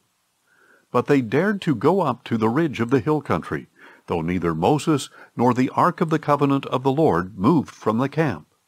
Then the Amalekites and Canaanites who lived in that part of the hill country came down, attacked them, and routed them all the way to Hormah. Then the Lord said to Moses, "Speak to the Israelites, and tell them, After you enter the land that I am giving you as a home, and you present an offering made by fire to the Lord from the herd or flock, to produce a pleasing aroma to the Lord, either a burnt offering or a sacrifice, for a special vow or free will offering or appointed feast. Then the one presenting his offering to the Lord shall also present a grain offering of 1/10 of an ephah of fine flour mixed with 1/4 hin of olive oil. With the burnt offering or sacrifice of each lamb, you are to prepare 1/4 hin of wine as a drink offering. With a ram, you are to prepare a grain offering of 2/10 of an ephah of fine flour mixed with 1/3 of a hin of olive oil, and 1/3 of a hin of wine as a drink offering, a pleasing aroma to the Lord. When you prepare a young bull as a burnt offering or sacrifice to fulfill a vow or as a peace offering to the Lord, present with the bull a grain offering of 3/10 of an ephah of fine flour mixed with 1/2 a hin of olive oil. Also present 1/2 a hin of wine as a drink offering. It is an offering made by fire, a pleasing aroma to the Lord. This is to be done for each bull, ram, lamb, or goat. This is how you must prepare each one, no matter how many. Everyone who is native-born shall prepare these things in this way when he presents an offering made by fire as a pleasing aroma to the Lord. And for the generations to come, If a foreigner residing with you or someone else among you wants to prepare an offering made by fire as a pleasing aroma to the Lord, he is to do exactly as you do. The assembly is to have the same statute both for you and for the foreign resident. It is a permanent statute for the generations to come. You and the foreigner shall be the same before the Lord. The same law and the same ordinance will apply both to you and to the foreigner residing with you. Then the Lord said to Moses, "Speak to the Israelites and tell them, when you enter the land to which I am bringing you, and you eat the food of the land, you shall lift up an offering to the Lord. From the first of your dough you are to lift up a cake as a contribution. Offer it just like an offering from the threshing floor. Throughout your generations you are to give the Lord an offering from the first of your dough." Now if you stray unintentionally and do not obey all these commandments that the Lord has spoken to Moses, all that the Lord has commanded you through Moses from the day the Lord gave them, and continuing through the generations to come, and if it was done unintentionally without the knowledge of the congregation, then the whole congregation is to prepare one young bull as a burnt offering, a pleasing aroma to the Lord, with its grain offering and drink offering according to the regulation, and one male goat as a sin offering. The priest is to make atonement for the whole congregation of Israel, so that they may be forgiven. For the sin was unintentional, and they have brought to the Lord an offering made by fire and a sin offering, presented before the Lord for their unintentional sin. Then the whole congregation of Israel and the foreigners residing among them will be forgiven, since it happened to all the people unintentionally. Also, if one person sins unintentionally, he is to present a year-old female goat as a sin offering, and the priest shall make atonement before the Lord on behalf of the person who erred by sinning unintentionally. And when atonement has been made for him, he will be forgiven. You shall have the same law for the one who acts in error, whether he is a native-born Israelite or a foreigner residing among you. But the person who sins defiantly, whether a native or foreigner, blasphemes the Lord. That person shall be cut off from among his people. He shall certainly be cut off, because he has despised the word of the Lord and broken his commandment. His guilt remains on him. While the Israelites were in the wilderness, a man was found gathering wood on the Sabbath day. Those who found the man gathering wood brought him to Moses, Aaron, and the whole congregation. And because it had not been declared what should be done to him, they placed him in custody. And the Lord said to Moses, "The man must surely be put to death. The whole congregation is to stone him outside the camp." So the whole congregation took the man outside the camp and stoned him to death, as the Lord had commanded Moses. Later the Lord said to Moses, "Speak to the Israelites, and tell them that throughout the generations to come they are to make for themselves tassels for the corners of their garments, with a blue cord on each tassel. These will serve as tassels for you to look at, so that you may remember all the commandments of the Lord, that you may obey them, and not prostitute yourselves by following your own heart and your own eyes. Then you will remember and obey all my commandments, and you will be holy to your God.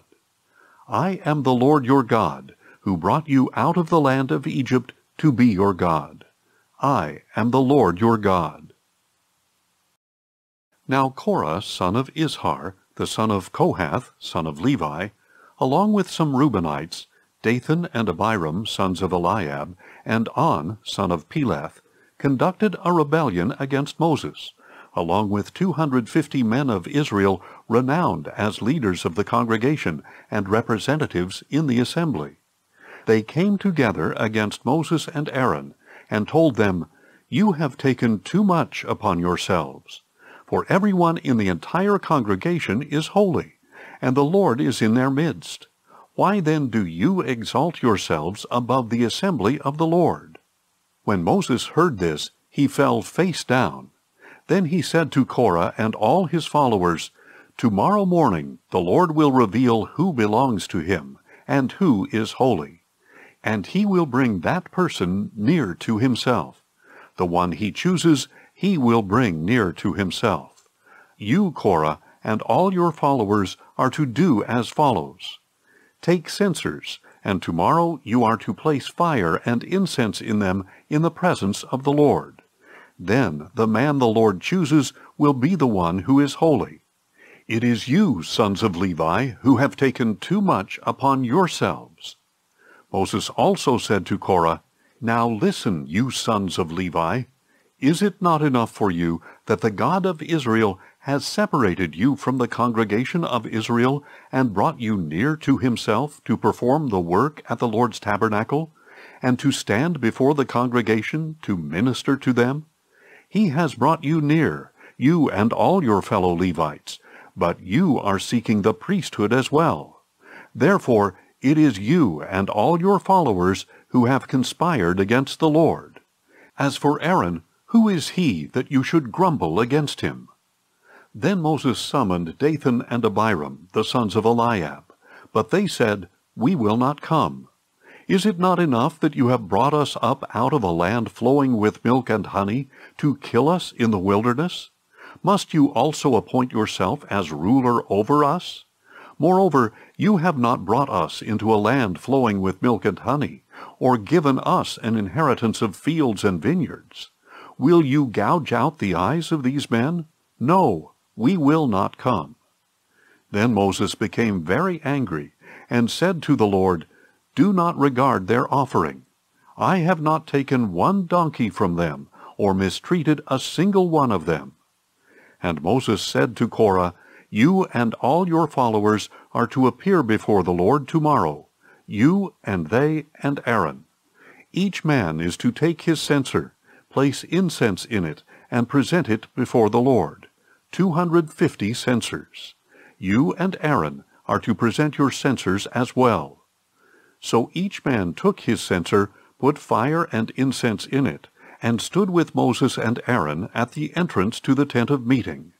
When Korah had gathered his whole assembly against them at the entrance to the tent of meeting, the glory of the Lord appeared to the whole congregation. And the Lord said to Moses and Aaron, Separate yourselves from this congregation, so that I may consume them in an instant. But Moses and Aaron fell face down, and said, O God, the God of the spirits of all flesh, when one man sins, will you be angry with the whole congregation? Then the Lord said to Moses, Tell the congregation to move away from the dwellings of Korah, Dathan, and Abiram. So Moses got up and went to Dathan and Abiram, and the elders of Israel followed him. And he warned the congregation, Move away now from the tents of these wicked men. Do not touch anything that belongs to them, or you will be swept away because of all their sins. So they moved away from the dwellings of Korah, Dathan, and Abiram. Meanwhile, Dathan and Abiram had come out, and stood at the entrances to their tents, with their wives and children and infants. Then Moses said, This is how you will know that the Lord has sent me to do all these things, for it was not my own doing. If these men die a natural death, or if they suffer the fate of all men, then the Lord has not sent me. But if the Lord brings about something unprecedented, and the earth opens its mouth and swallows them and all that belongs to them, so that they go down alive into Sheol, then you will know that these men have treated the Lord with contempt. As soon as Moses had finished saying all this, the ground beneath them split open, and the earth opened its mouth and swallowed them and their households, all Korah's men and all their possessions. They went down alive into Sheol with all they owned. The earth closed over them, and they vanished from the assembly. At their cries, all the people of Israel who were around them fled, saying, The earth may swallow us too. And fire came forth from the Lord, and consumed the 250 men who were offering the incense. Then the Lord said to Moses, Tell Eleazar, son of Aaron the priest, to remove the censers from the flames, and to scatter the coals far away, because the censers are holy. As for the censers of those who sinned at the cost of their own lives, hammer them into sheets to overlay the altar, for these were presented before the Lord, and so have become holy. They will serve as a sign to the Israelites. So Eleazar the priest took the bronze censers brought by those who had been burned up, and he had them hammered out to overlay the altar, just as the Lord commanded him through Moses. This was to be a reminder to the Israelites that no outsider who is not a descendant of Aaron should approach to offer incense before the Lord, lest he become like Korah and his followers. The next day the whole congregation of Israel grumbled against Moses and Aaron, saying, "You have killed the Lord's people." But when the congregation gathered against them, Moses and Aaron turned toward the tent of meeting, and suddenly the cloud covered it, and the glory of the Lord appeared. Then Moses and Aaron went to the front of the tent of meeting, and the Lord said to Moses, "Get away from this congregation, so that I may consume them in an instant." And Moses and Aaron fell face down. Moses said to Aaron, "Take your censer, place fire from the altar in it, and add incense. Go quickly to the congregation, and make atonement for them, because wrath has come out from the Lord. The plague has begun." So Aaron took the censer as Moses had ordered, and ran into the midst of the assembly. And seeing that the plague had begun among the people, he offered the incense, and made atonement for the people. He stood between the living and the dead, and the plague was halted. But those who died from the plague numbered 14,700, in addition to those who had died on account of Korah. Then Aaron returned to Moses at the entrance to the tent of meeting, since the plague had been halted. And the Lord said to Moses, "Speak to the Israelites, and take from them 12 staffs, one from the leader of each tribe. Write each man's name on his staff, and write Aaron's name on the staff of Levi, because there must be one staff for the head of each tribe.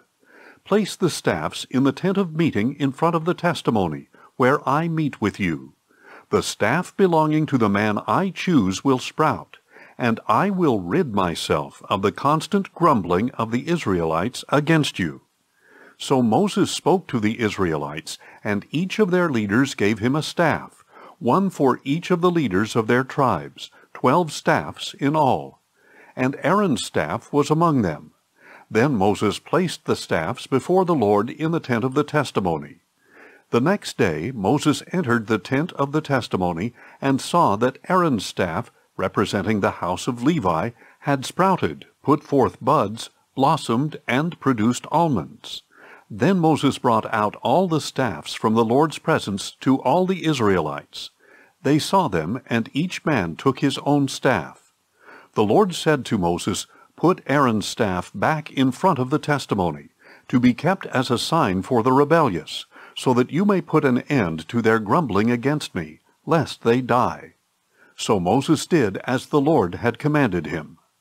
Then the Israelites declared to Moses, "Look, we are perishing. We are lost. We are all lost. Anyone who comes near the tabernacle of the Lord will die.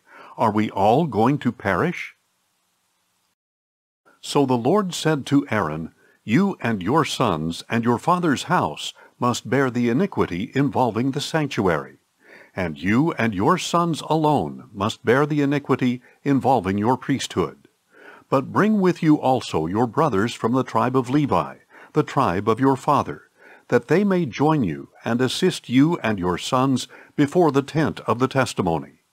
And they shall attend to your duties and to all the duties of the tent, but they must not come near to the furnishings of the sanctuary or the altar, or both they and you will die. They are to join you and attend to the duties of the tent of meeting, doing all the work at the tent, but no outsider may come near you.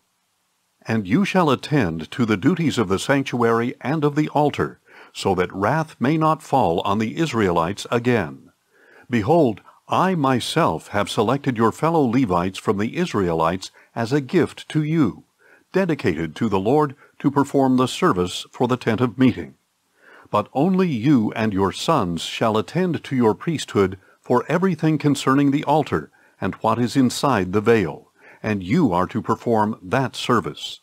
I am giving you the work of the priesthood as a gift, but any outsider who comes near the sanctuary must be put to death."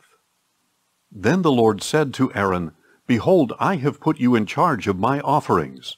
As for all the sacred offerings of the Israelites, I have given them to you and your sons as a portion and a permanent statute. A portion of the most holy offerings reserved from the fire will be yours. From all the offerings they render to me as most holy offerings, whether grain offerings or sin offerings or guilt offerings, that part belongs to you and your sons. You are to eat it as a most holy offering, and every male may eat it. You shall regard it as holy. And this is yours as well, the offering of their gifts, along with all the wave offerings of the Israelites. I have given this to you and your sons and daughters as a permanent statute. Every ceremonially clean person in your household may eat it.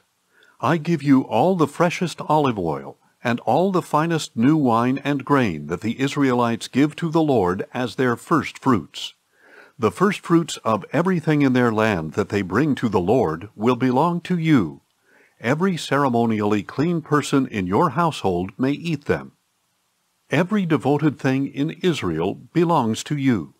The firstborn of every womb, whether man or beast, that is offered to the Lord belongs to you. But you must surely redeem every firstborn son, and every firstborn male of unclean animals. You are to pay the redemption price for a month-old male according to your valuation, 5 shekels of silver according to the sanctuary shekel, which is 20 gerahs. But you must not redeem the firstborn of an ox, a sheep, or a goat. They are holy. You are to sprinkle their blood on the altar, and burn their fat as an offering made by fire, a pleasing aroma to the Lord. And their meat belongs to you, just as the breast and right thigh of the wave offering belong to you. All the holy offerings that the Israelites present to the Lord, I give to you and to your sons and daughters as a permanent statute. It is a permanent covenant of salt before the Lord for you and your offspring." Then the Lord said to Aaron, "You will have no inheritance in their land, nor will you have any portion among them. I am your portion and your inheritance among the Israelites. Behold, I have given to the Levites all the tithes in Israel as an inheritance in return for the work they do, the service of the tent of meeting. No longer may the Israelites come near to the tent of meeting, or they will incur guilt and die. The Levites are to perform the work of the tent of meeting, and they must bear their iniquity. This is a permanent statute for the generations to come. The Levites will not receive an inheritance among the Israelites. For I have given to the Levites as their inheritance the tithe that the Israelites present to the Lord as a contribution. That is why I told them that they would not receive an inheritance among the Israelites." And the Lord instructed Moses, "Speak to the Levites, and tell them, when you receive from the Israelites the tithe that I have given you as your inheritance, you must present part of it as an offering to the Lord, a tithe of the tithe. Your offering will be reckoned to you as grain from the threshing floor or juice from the winepress. So you are to present an offering to the Lord from all the tithes you received from the Israelites, and from these you are to give the Lord's offering to Aaron the priest. You must present the offering due the Lord from all the best of every gift, the holiest part of it. Therefore say to the Levites, when you have presented the best part, it will be reckoned to you as the produce of the threshing floor or winepress. And you and your households may eat the rest of it anywhere. It is the compensation for your work at the tent of meeting. Once you have presented the best part of it, you will not incur guilt because of it. But you must not defile the sacred offerings of the Israelites, or else you will die. Then the Lord said to Moses and Aaron, "This is the statute of the law that the Lord has commanded. Instruct the Israelites to bring you an unblemished red heifer that has no defect and has never been placed under a yoke. Give it to Eleazar the priest, and he will have it brought outside the camp and slaughtered in his presence. Eleazar the priest is to take some of the blood on his finger and sprinkle it 7 times toward the front of the tent of meeting. Then the heifer must be burned in his sight. Its hide, its flesh, and its blood are to be burned, along with its dung. The priest is to take cedar wood, hyssop, and scarlet wool, and throw them onto the burning heifer. Then the priest must wash his clothes and bathe his body in water. After that he may enter the camp, but he will be ceremonially unclean until evening. The one who burned the heifer must also wash his clothes and bathe his body in water, and he too will be ceremonially unclean until evening. Then a man who is ceremonially clean is to gather up the ashes of the heifer and store them in a ceremonially clean place outside the camp. They must be kept by the congregation of Israel for preparing the water of purification. This is for purification from sin. The man who has gathered up the ashes of the heifer must also wash his clothes, and he will be ceremonially unclean until evening. This is a permanent statute for the Israelites and for the foreigner residing among them. Whoever touches any dead body will be unclean for 7 days. He must purify himself with the water on the 3rd day and on the 7th day. Then he will be clean. But if he does not purify himself on the 3rd and 7th days, he will not be clean. Anyone who touches a human corpse and fails to purify himself defiles the tabernacle of the Lord. That person must be cut off from Israel. He remains unclean, because the water of purification has not been sprinkled on him, and his uncleanness is still on him. This is the law when a person dies in a tent. Everyone who enters the tent, and everyone already in the tent, will be unclean for 7 days, and any open container without a lid fastened on it is unclean. Anyone in the open field who touches someone who has been killed by the sword or has died of natural causes, or anyone who touches a human bone or a grave, will be unclean for 7 days. For the purification of the unclean person, take some of the ashes of the burnt sin offering, put them in a jar, and pour fresh water over them.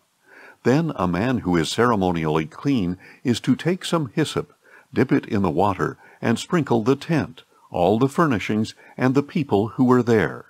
He is also to sprinkle the one who touched a bone, a grave, or a person who has died or been slain.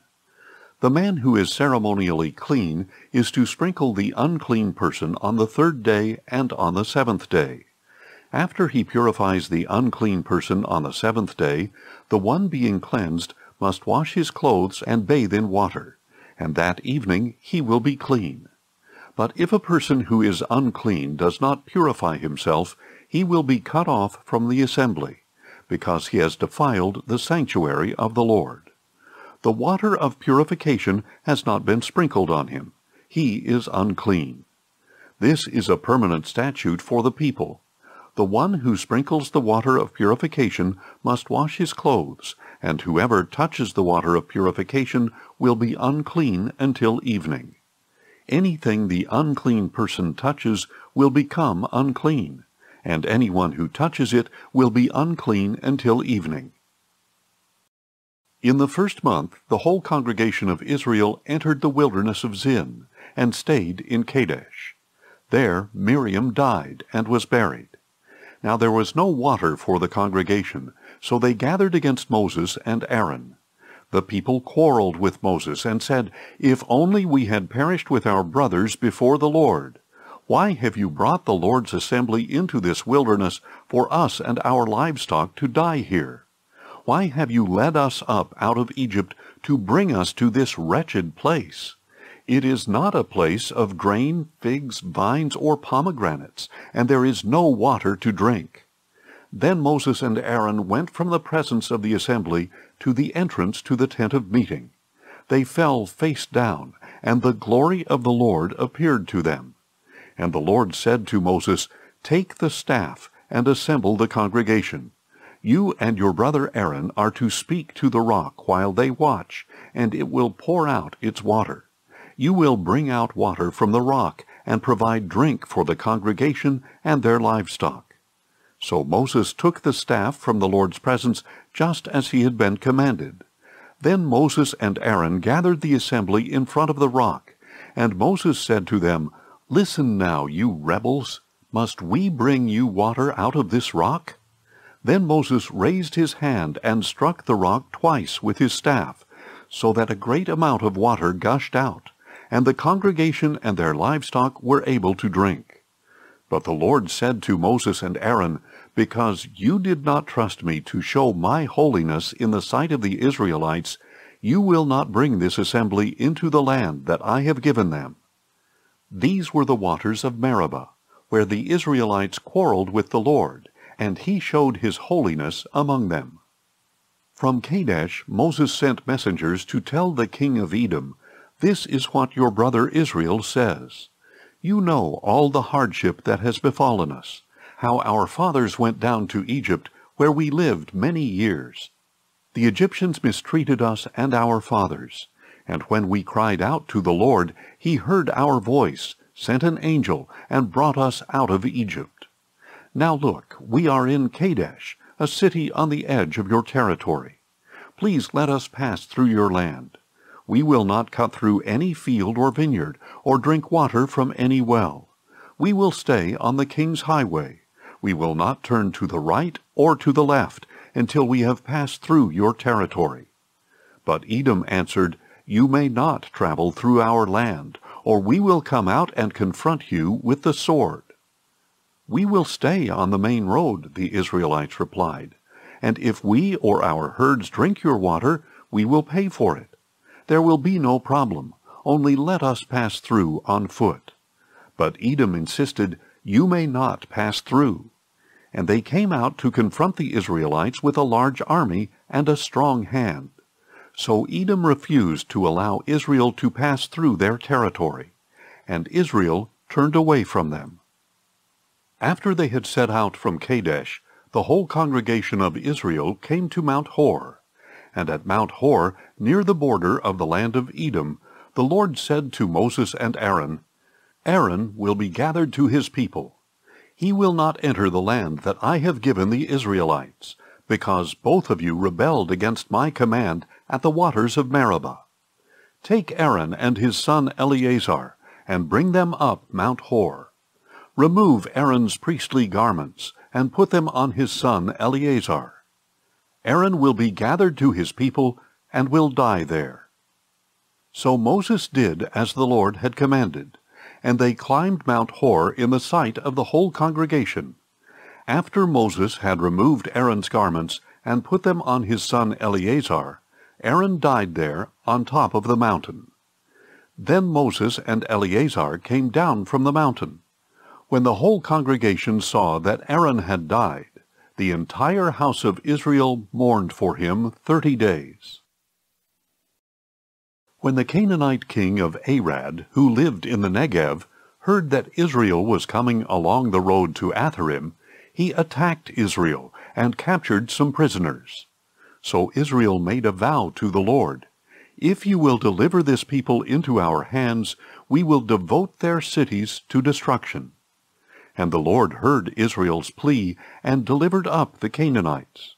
Israel devoted them and their cities to destruction, so they named the place Hormah. Then they set out from Mount Hor along the route to the Red Sea, in order to bypass the land of Edom. But the people grew impatient on the journey, and spoke against God and against Moses. "Why have you led us up out of Egypt to die in the wilderness? There is no bread or water, and we detest this wretched food." So the Lord sent venomous snakes among the people, and many of the Israelites were bitten and died. Then the people came to Moses and said, "We have sinned by speaking against the Lord and against you. Intercede with the Lord, so he will take the snakes away from us." So Moses interceded for the people. Then the Lord said to Moses, "Make a fiery serpent and mount it on a pole. When anyone who is bitten looks at it, he will live." So Moses made a bronze snake and mounted it on a pole. If anyone who was bitten looked at the bronze snake, he would live. Then the Israelites set out and camped at Oboth. They journeyed from Oboth and camped at Iye-Abarim, in the wilderness opposite Moab to the east. From there they set out and camped in the valley of Zered. From there they moved on and camped on the other side of the Arnon, in the wilderness that extends into the Amorite territory. Now the Arnon is the border between the Moabites and the Amorites. Therefore it is stated in the book of the wars of the Lord, "Waheb and Suphah and the wadis of the Arnon, even the slopes of the wadis that extend to the site of Ar, and lie along the border of Moab." From there they went on to Beer, the well where the Lord said to Moses, "Gather the people so that I may give them water." Then Israel sang this song, "Spring up, O well, all of you sing to it. The princes dug the well, the nobles of the people hollowed it out with their scepters and with their staffs." From the wilderness the Israelites went on to Mattanah, and from Mattanah to Nahaliel, and from Nahaliel to Bamoth, and from Bamoth to the valley in Moab, where the top of Pisgah overlooks the wasteland. Then Israel sent messengers to Sihon, king of the Amorites, saying, "Let us pass through your land. We will not cut through any field or vineyard, or drink water from any well. We will stay on the king's highway until we have passed through your territory." But Sihon would not let Israel pass through his territory. Instead, he gathered his whole army and went out to confront Israel in the wilderness. When he came to Jahaz, he fought against Israel. And Israel put him to the sword and took possession of his land, from the Arnon to the Jabbok, but only up to the border of the Ammonites, because it was fortified.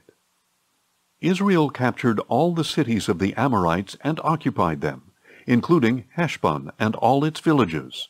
Heshbon was the city of Sihon, king of the Amorites, who had fought against the former king of Moab and taken all his land as far as the Arnon. That is why the poets say, "Come to Heshbon, let it be rebuilt. Let the city of Sihon be restored. For a fire went out from Heshbon, a blaze from the city of Sihon. It consumed Ar of Moab, the rulers of Arnon's heights. Woe to you, O Moab! You are destroyed, O people of Chemosh. He gave up his sons as refugees, and his daughters into captivity to Sihon, king of the Amorites. But we have overthrown them. Heshbon is destroyed as far as Dibon. We demolished them as far as Nophah, which reaches to Medeba." So Israel lived in the land of the Amorites. After Moses had sent spies to Jazer, Israel captured its villages and drove out the Amorites who were there. Then they turned and went up the road to Bashan, and Og, king of Bashan, and his whole army came out to meet them in battle at Edrei. But the Lord said to Moses, "Do not fear him, for I have delivered him into your hand, along with all his people and his land. Do to him as you did to Sihon, king of the Amorites, who lived in Heshbon." So they struck down Og, along with his sons and his whole army, until no remnant was left, and they took possession of his land. Then the Israelites traveled on and camped in the plains of Moab near the Jordan, across from Jericho. Now Balak son of Zippor saw all that Israel had done to the Amorites, and Moab was terrified of the people because they were numerous. Indeed, Moab dreaded the Israelites. So the Moabites said to the elders of Midian, "This horde will devour everything around us, as an ox licks up the grass of the field." Since Balak son of Zippor was king of Moab at that time, he sent messengers to Balaam son of Beor at Pethor, which is by the Euphrates, in the land of his people. Behold, a people has come out of Egypt, said Balak. They cover the face of the land, and have settled next to me. So please come now, and put a curse on this people, because they are too mighty for me. Perhaps I may be able to defeat them, and drive them out of the land. For I know that those you bless are blessed, and those you curse are cursed. The elders of Moab and Midian departed with the fees for divination in hand. They came to Balaam, and relayed to him the words of Balak. Spend the night here, Balaam replied, and I will give you the answer that the Lord speaks to me.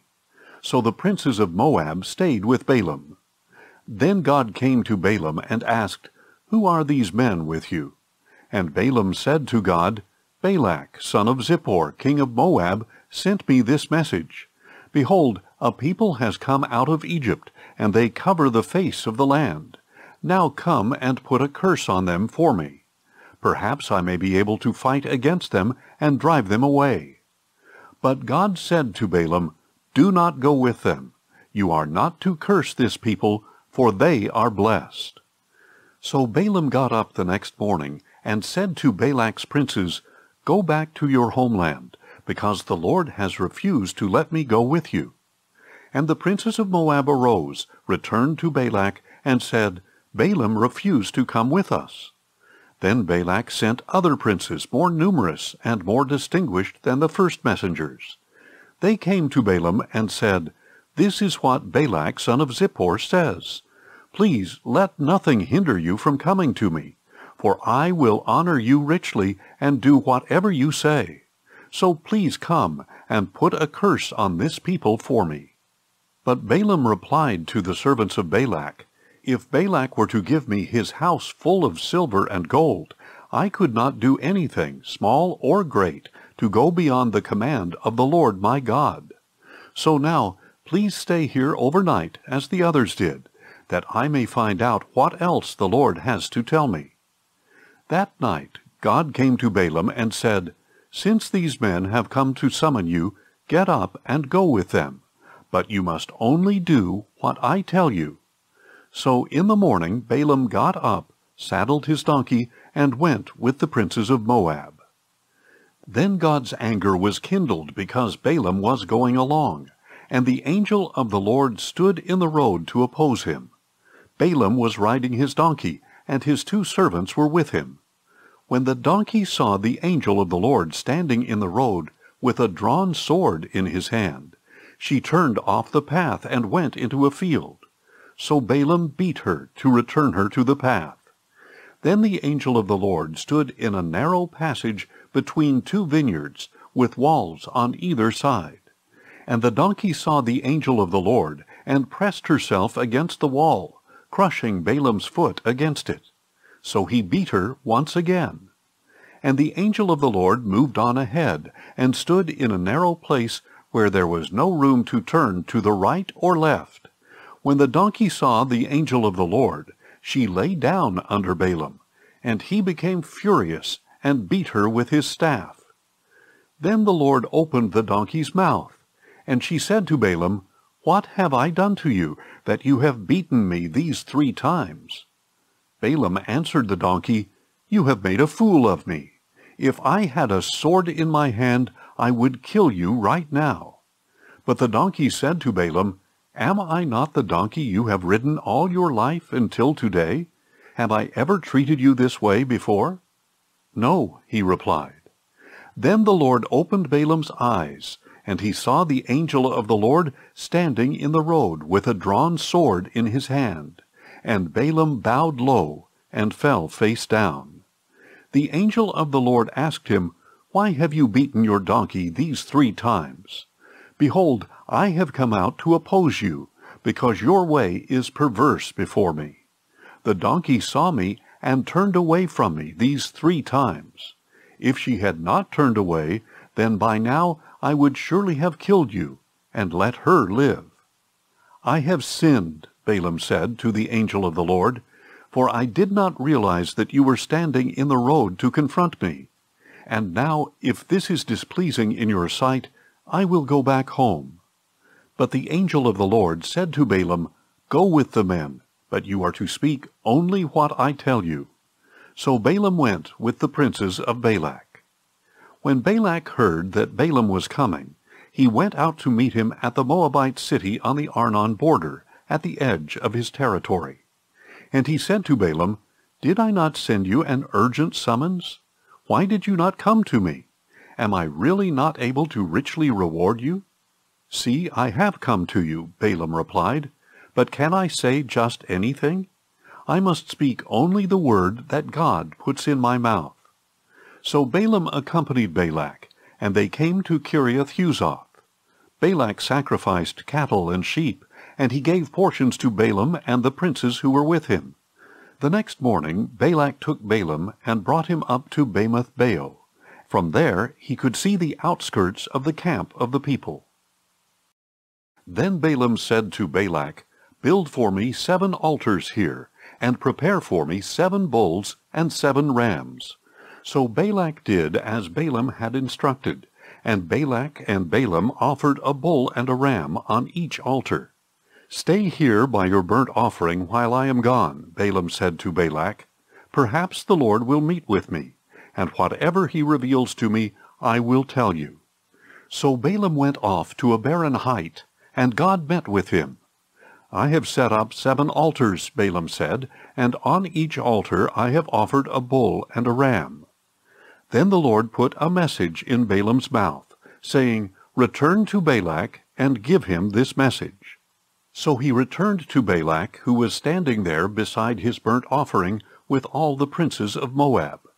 And Balaam lifted up an oracle, saying, Balak brought me from Aram, the king of Moab, from the mountains of the east. Come, he said, put a curse on Jacob for me. Come and denounce Israel.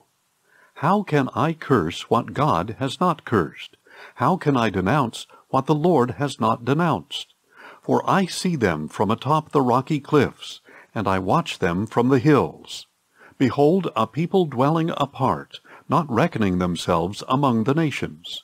Who can count the dust of Jacob, or number even 1/4 of Israel? Let me die the death of the righteous. Let my end be like theirs.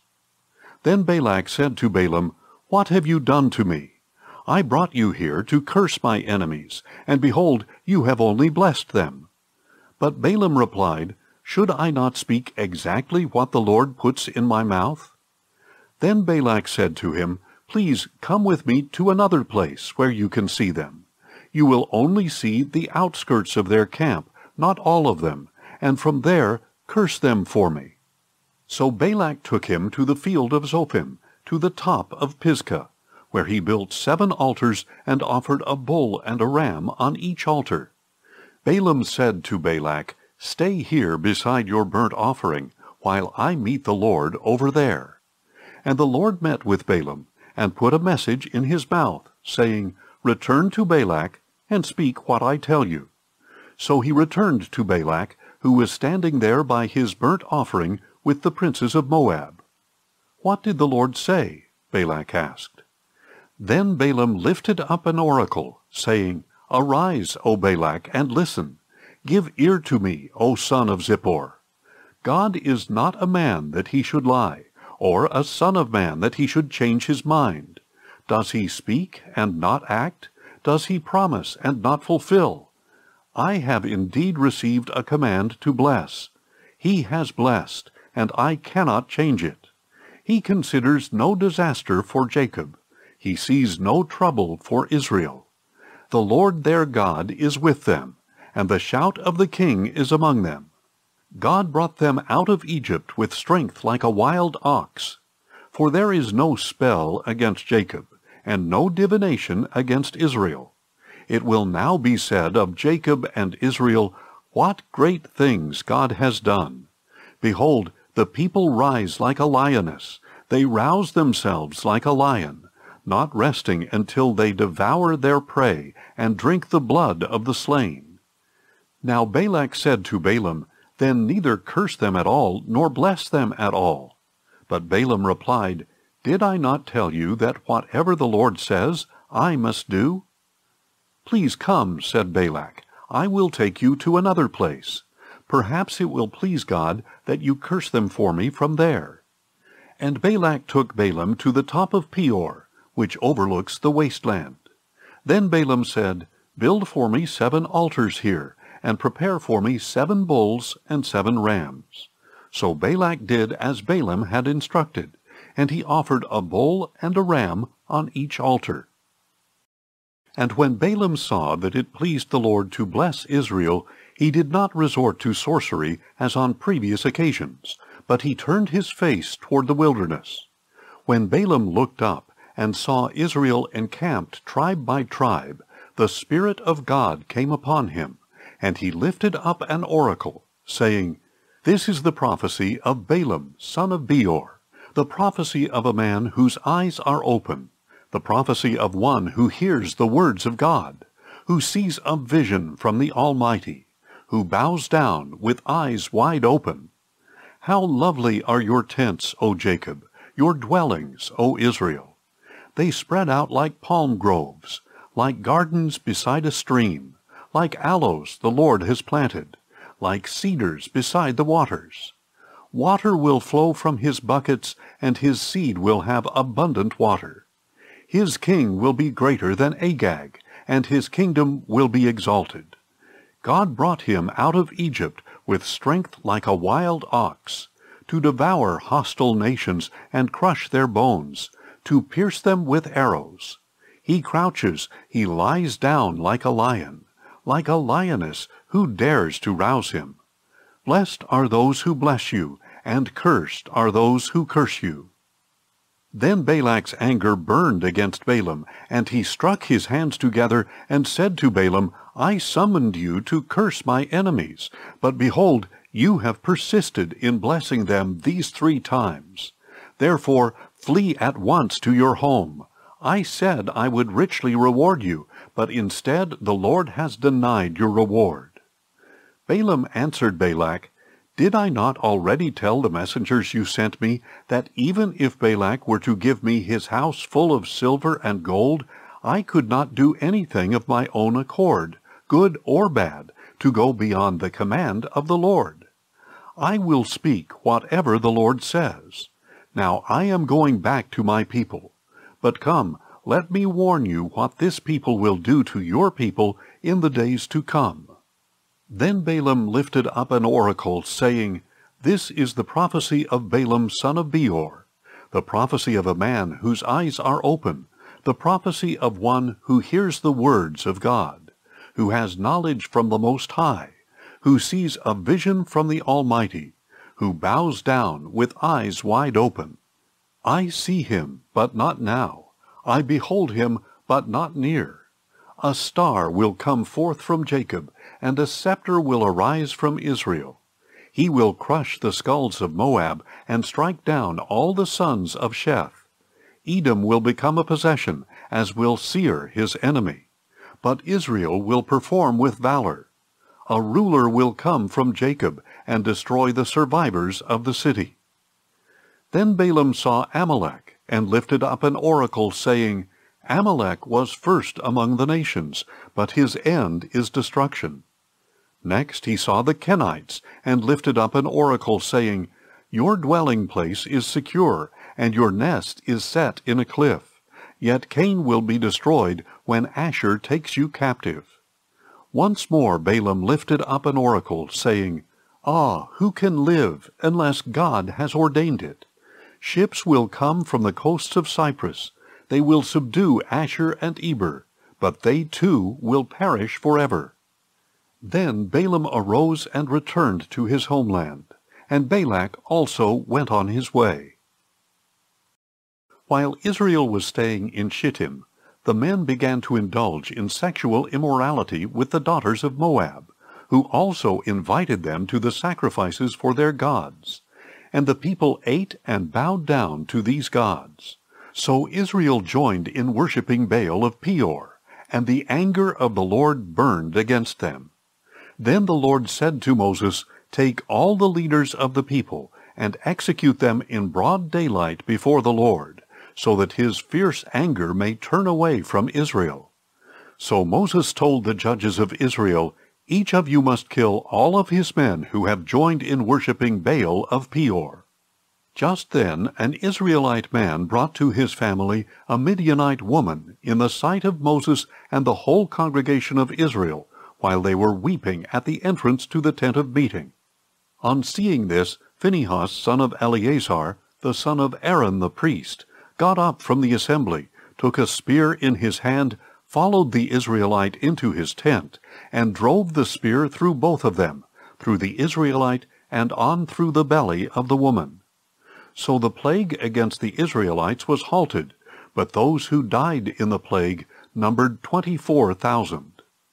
Then the Lord said to Moses, "Phinehas, son of Eleazar, the son of Aaron the priest, has turned my wrath away from the Israelites, for he was zealous for my sake among them, so that I did not consume the Israelites in my zeal. Declare therefore that I am granting him my covenant of peace. It will be a covenant of permanent priesthood for him and his descendants, because he was zealous for his God, and made atonement for the Israelites." The name of the Israelite who was slain with the Midianite woman was Zimri, son of Salu, the leader of a Simeonite family.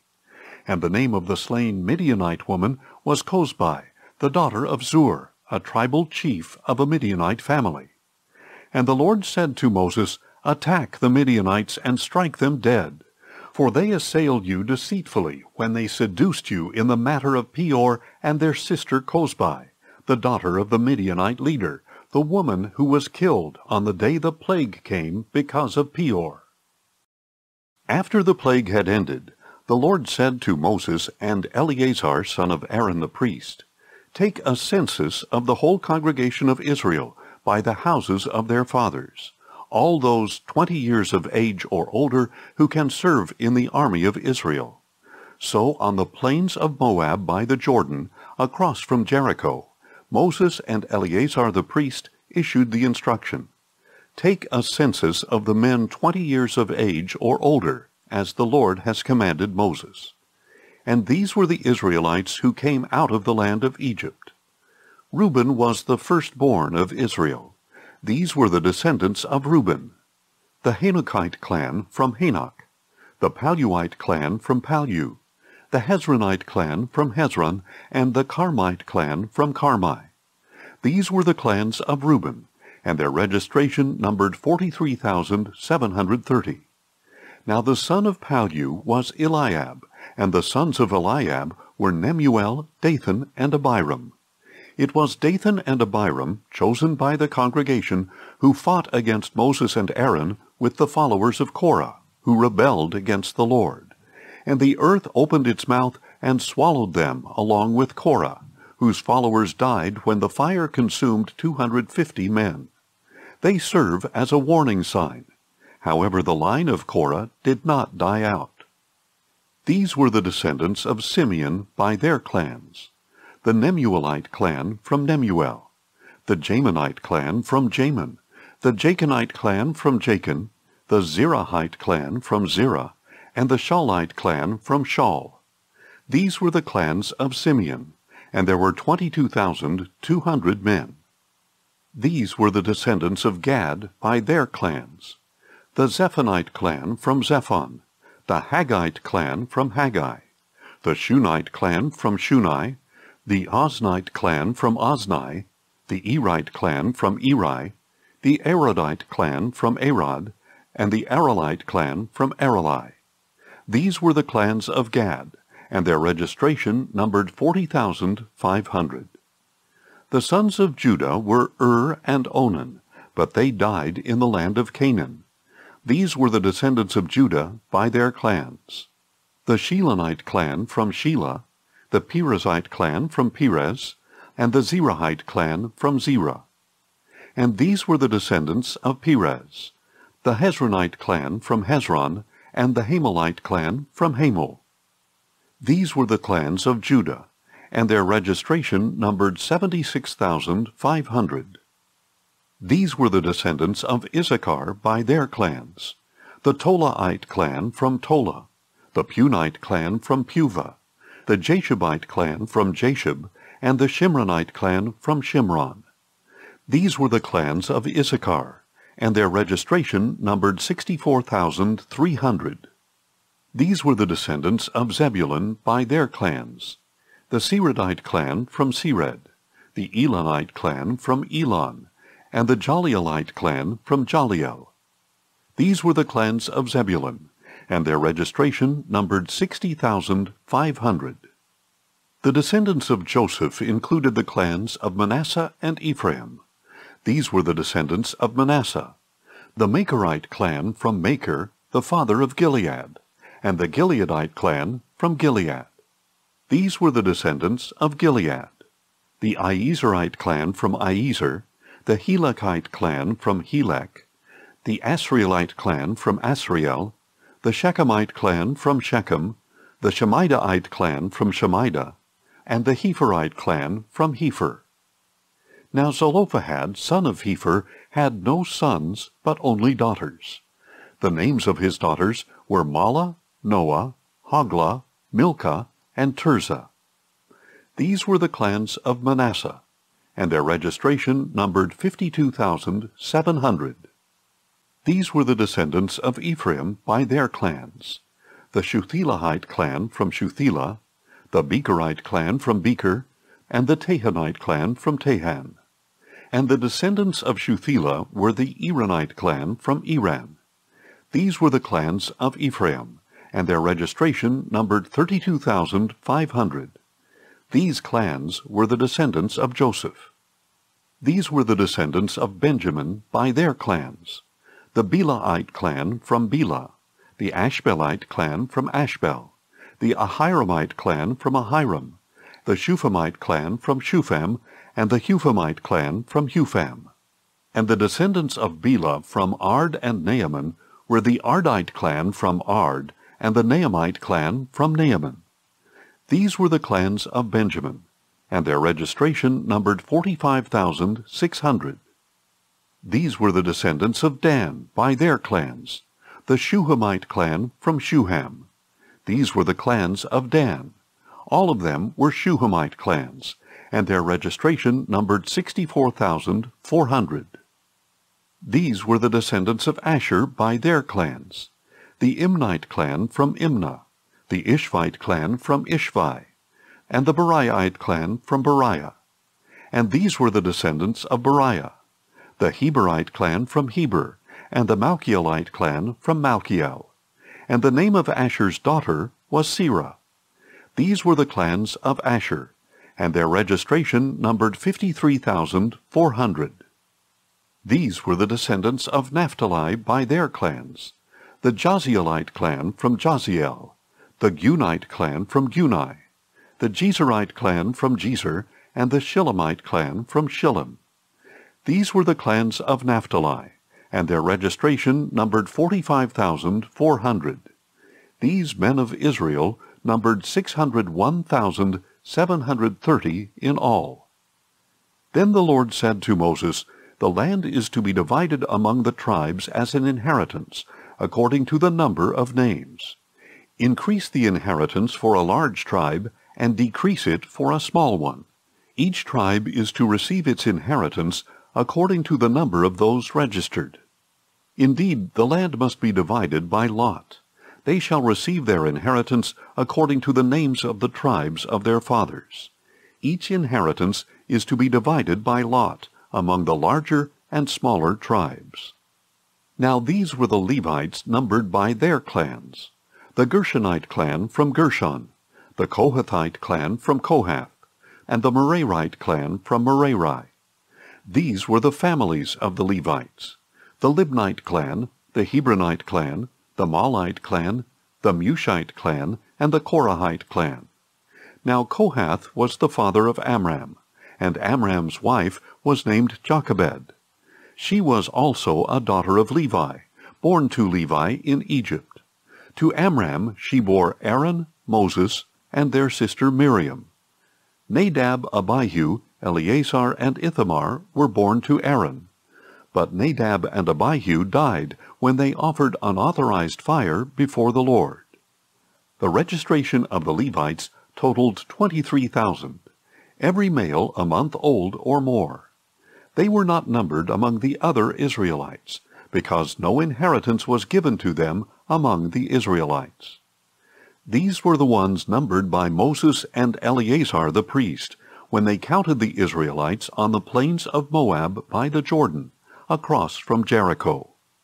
Among all these, however, there was not one who had been numbered by Moses and Aaron the priest when they counted the Israelites in the wilderness of Sinai. For the Lord had told them that they would surely die in the wilderness. Not one was left, except Caleb son of Jephunneh and Joshua son of Nun. Now the daughters of Zelophehad, son of Hepher, the son of Gilead, the son of Machir, the son of Manasseh, belonged to the clans of Manasseh, son of Joseph. These were the names of his daughters: Mahlah, Noah, Hoglah, Milcah, and Tirzah. They approached the entrance to the tent of meeting, stood before Moses, Eleazar the priest, the leaders, and the whole congregation, and said, "Our father died in the wilderness, but he was not among the followers of Korah, who gathered together against the Lord. Instead, he died because of his own sin, and he had no sons. Why should the name of our father disappear from his clan because he had no sons? Give us property among our father's brothers."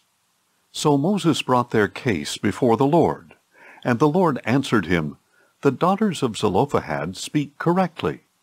You certainly must give them property as an inheritance among their father's brothers, and transfer their father's inheritance to them. Furthermore, you shall say to the Israelites, if a man dies and leaves no son, you are to transfer his inheritance to his daughter. If he has no daughter, give his inheritance to his brothers. If he has no brothers, give his inheritance to his father's brothers. And if his father has no brothers, give his inheritance to the next of kin from his clan, that he may take possession of it. This is to be a statutory ordinance for the Israelites, as the Lord has commanded Moses." Then the Lord said to Moses, "Go up this mountain of the Abarim range, and see the land that I have given the Israelites. After you have seen it, you too will be gathered to your people, as your brother Aaron was.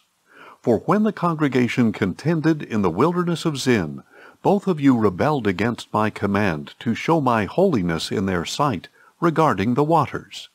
Those were the waters of Meribah in Kadesh, in the wilderness of Zin." So Moses appealed to the Lord. "May the Lord, the God of the spirits of all flesh, appoint a man over the congregation, who will go out and come in before them, and who will lead them out and bring them in, so that the congregation of the Lord will not be like sheep without a shepherd." And the Lord replied to Moses, "Take Joshua son of Nun, a man with the Spirit in him, and lay your hands on him. Have him stand before Eleazar the priest and the whole congregation, and commission him in their sight. Confer on him some of your authority, so that the whole congregation of Israel will obey him. He shall stand before Eleazar the priest, who will seek counsel for him before the Lord by the judgment of the Urim. At his command, he and all the Israelites with him, the entire congregation, will go out and come in." Moses did as the Lord had commanded him. He took Joshua, had him stand before Eleazar the priest and the whole congregation, and laid his hands on him and commissioned him, as the Lord had instructed through Moses. Then the Lord said to Moses, "Command the Israelites, and say to them, See that you present to me at its appointed time the food for my offerings by fire, as a pleasing aroma to me. And tell them that this is the offering made by fire you are to present to the Lord as a regular burnt offering each day: 2 unblemished year-old male lambs. Offer 1 lamb in the morning and the other at twilight, along with 1/10 of an ephah of fine flour as a grain offering, mixed with 1/4 hin of oil from pressed olives. This is a regular burnt offering established at Mount Sinai as a pleasing aroma, an offering made by fire to the Lord. The drink offering accompanying each lamb shall be a quarter hin. Pour out the offering of fermented drink to the Lord in the sanctuary area, and offer the second lamb at twilight, with the same grain offering and drink offering as in the morning. It is an offering made by fire, a pleasing aroma to the Lord. On the Sabbath day, present 2 unblemished year-old male lambs, accompanied by a grain offering of 2/10 of an ephah of fine flour mixed with oil, as well as a drink offering. This is the burnt offering for every Sabbath, in addition to the regular burnt offering and its drink offering. At the beginning of every month, you are to present to the Lord a burnt offering of 2 young bulls, 1 ram, and 7 male lambs a year old, all unblemished, along with 3/10 of an ephah of fine flour mixed with oil as a grain offering with each bull, 2/10 of an ephah of fine flour mixed with oil as a grain offering with the ram, and 1/10 of an ephah of fine flour mixed with oil as a grain offering with each lamb. This is a burnt offering, a pleasing aroma, an offering made by fire to the Lord. Their drink offerings shall be 1/2 hin of wine with each bull, 1/3 of a hin with the ram, and 1/4 hin with each lamb. This is the monthly burnt offering to be made at each new moon throughout the year. In addition to the regular burnt offering with its drink offering, 1 male goat is to be presented to the Lord as a sin offering. The 14th day of the first month is the Lord's Passover. On the 15th day of this month there shall be a feast. For 7 days unleavened bread is to be eaten. On the first day there is to be a sacred assembly. You must not do any regular work. Present to the Lord an offering made by fire, a burnt offering of 2 young bulls, 1 ram, and 7 male lambs a year old, all unblemished. The grain offering shall consist of fine flour mixed with oil. Offer 3/10 of an ephah with each bull, 2/10 of an ephah with the ram, and 1/10 of an ephah with each of the 7 lambs. Include 1 male goat as a sin offering to make atonement for you. You are to present these in addition to the regular morning burnt offering. Offer the same food each day for 7 days as an offering made by fire, a pleasing aroma to the Lord. It is to be offered with its drink offering and the regular burnt offering. On the 7th day you shall hold a sacred assembly. You must not do any regular work. On the day of first fruits, when you present an offering of new grain to the Lord during the Feast of Weeks, you are to hold a sacred assembly. You must not do any regular work. Present a burnt offering of 2 young bulls, 1 ram, and 7 male lambs a year old as a pleasing aroma to the Lord, together with their grain offerings of fine flour mixed with oil, 3/10 of an ephah with each bull, 2/10 of an ephah with the ram, and 1/10 of an ephah with each of the 7 lambs. Include 1 male goat to make atonement for you. Offer them with their drink offerings in addition to the regular burnt offering and its grain offering. The animals must be unblemished. On the first day of the 7th month, you are to hold a sacred assembly, and you must not do any regular work. This will be a day for you to sound the trumpets. As a pleasing aroma to the Lord, you are to present a burnt offering of 1 young bull, 1 ram, and 7 male lambs a year old, all unblemished, together with their grain offerings of fine flour mixed with oil, 3/10 of an ephah with the bull, 2/10 of an ephah with the ram, and 1/10 of an ephah with each of the 7 male lambs. Include 1 male goat as a sin offering to make atonement for you. These are in addition to the monthly and daily burnt offerings with their prescribed grain offerings and drink offerings. They are a pleasing aroma, an offering made by fire to the Lord. On the 10th day of this 7th month, you are to hold a sacred assembly, and you shall humble yourselves. You must not do any work. Present as a pleasing aroma to the Lord a burnt offering of 1 young bull, 1 ram, and 7 male lambs a year old, all unblemished, together with their grain offerings of fine flour mixed with oil, 3/10 of an ephah with the bull, 2/10 of an ephah with the ram, and 1/10 of an ephah with each of the 7 lambs. Include 1 male goat for a sin offering, in addition to the sin offering of atonement, and the regular burnt offering with its grain offering and drink offerings. On the 15th day of the 7th month, you are to hold a sacred assembly. You must not do any regular work, and you shall observe a feast to the Lord for 7 days. As a pleasing aroma to the Lord, you are to present an offering made by fire, a burnt offering of 13 young bulls, 2 rams, and 14 male lambs a year old, all unblemished, along with the grain offering of 3/10 of an ephah of fine flour mixed with oil with each of the 13 bulls, 2/10 of an ephah with each of the 2 rams, and 1/10 of an ephah with each of the 14 lambs. Include 1 male goat as a sin offering, in addition to the regular burnt offering with its grain offering and drink offering.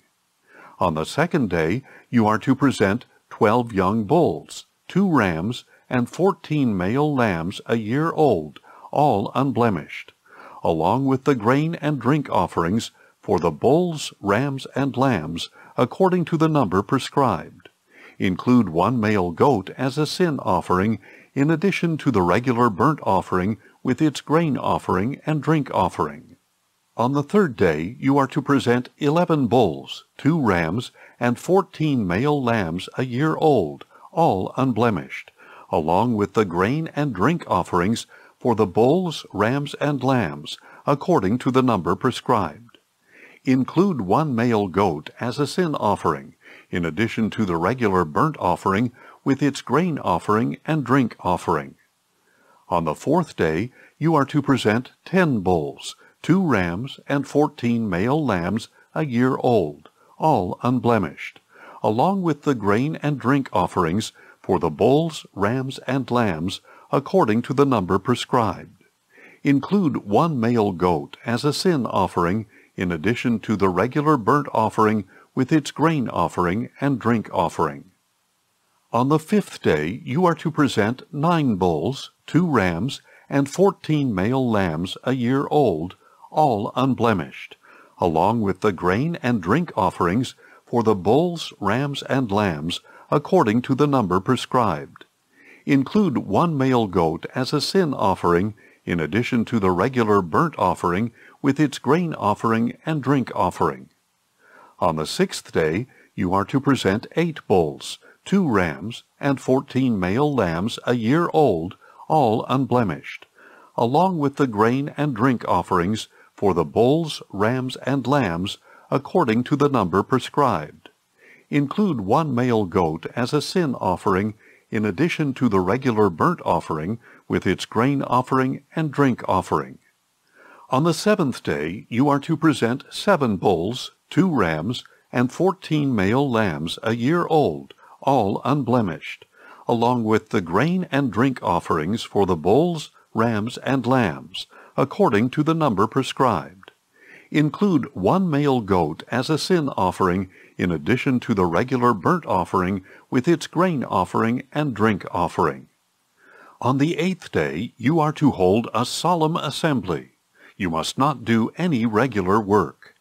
As a pleasing aroma to the Lord, you are to present an offering made by fire, a burnt offering of 1 bull, 1 ram, and 7 male lambs a year old, all unblemished, along with the grain and drink offerings for the bulls, rams, and lambs, according to the number prescribed. Include 1 male goat as a sin offering, in addition to the regular burnt offering with its grain offering and drink offering. You are to present these offerings to the Lord at your appointed times, in addition to your vow and free will offerings, whether burnt offerings, grain offerings, drink offerings, or peace offerings. So Moses spoke all this to the Israelites, just as the Lord had commanded him. Then Moses said to the heads of the tribes of Israel, "This is what the Lord has commanded. If a man makes a vow to the Lord, or swears an oath to obligate himself by a pledge, he must not break his word. He must do everything he has promised. And if a woman in her father's house during her youth makes a vow to the Lord, or obligates herself by a pledge, and her father hears about her vow or pledge, but says nothing to her, then all the vows or pledges by which she has bound herself shall stand. But if her father prohibits her on the day he hears about it, then none of the vows or pledges by which she has bound herself shall stand. The Lord will absolve her because her father has prohibited her. If a woman marries while under a vow or rash promise by which she has bound herself, and her husband hears of it, but says nothing to her on that day, then the vows or pledges by which she has bound herself shall stand. But if her husband prohibits her when he hears of it, he nullifies the vow that binds her, or the rash promise she has made, and the Lord will absolve her. Every vow a widow or divorced woman pledges to fulfill is binding on her. If a woman in her husband's house has made a vow or put herself under an obligation with an oath, and her husband hears of it but says nothing to her and does not prohibit her, then all the vows or pledges by which she has bound herself shall stand. But if her husband nullifies them on the day he hears of them, then nothing that came from her lips, whether her vows or pledges, shall stand. Her husband has nullified them, and the Lord will absolve her. Her husband may confirm or nullify any vow or any sworn pledge to deny herself. But if her husband says nothing to her from day to day, then he confirms all the vows and pledges that bind her. He has confirmed them because he said nothing to her on the day he heard about them. But if he nullifies them after he hears of them, then he will bear her iniquity. These are the statutes that the Lord commanded Moses concerning the relationship between a man and his wife, and between a father and a young daughter still in his home. And the Lord said to Moses, "Take vengeance on the Midianites for the Israelites. After that, you will be gathered to your people." So Moses told the people, "Arm some of your men for war, that they may go against the Midianites and execute the Lord's vengeance on them. Send into battle 1,000 men from each tribe of Israel." So 1,000 men were recruited from each tribe of Israel, 12,000 armed for war. And Moses sent the 1,000 from each tribe into battle, along with Phinehas, son of Eleazar the priest, who took with him the vessels of the sanctuary and the trumpets for signaling. Then they waged war against Midian, as the Lord had commanded Moses, and they killed every male. Among the slain were Evi, Rechem, Zur, Hur, and Reba, the 5 kings of Midian. They also killed Balaam son of Beor with the sword. The Israelites captured the Midianite women and their children, and they plundered all their herds, flocks, and goods. Then they burned all the cities where the Midianites had lived, as well as all their encampments, and carried away all the plunder and spoils, both people and animals. They brought the captives, spoils, and plunder to Moses, to Eleazar the priest, and to the congregation of Israel at the camp on the plains of Moab by the Jordan, across from Jericho. And Moses, Eleazar the priest, and all the leaders of the congregation went to meet them outside the camp. But Moses was angry with the officers of the army, the commanders of thousands and commanders of hundreds, who were returning from the battle. "Have you spared all the women?" he asked them. "Look, these women caused the sons of Israel, through the counsel of Balaam, to turn unfaithfully against the Lord at Peor, so that the plague struck the congregation of the Lord. So now kill all the boys, as well as every woman who has had relations with a man, but spare for yourselves every girl who has never had relations with a man. All of you who have killed a person or touched the dead are to remain outside the camp for 7 days. On the 3rd day and the 7th day you are to purify both yourselves and your captives, and purify every garment and leather good, everything made of goat's hair, and every article of wood. Then Eleazar the priest said to the soldiers who had gone into battle, "This is the statute of the law which the Lord has commanded Moses. Only the gold, silver, bronze, iron, tin, and lead, everything that can withstand the fire, must be put through the fire, and it will be clean.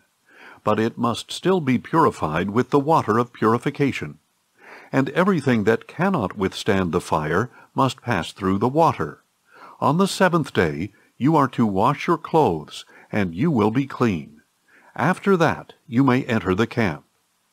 The Lord said to Moses, "You and Eleazar the priest and the family heads of the congregation are to take account of what was captured, both of man and beast.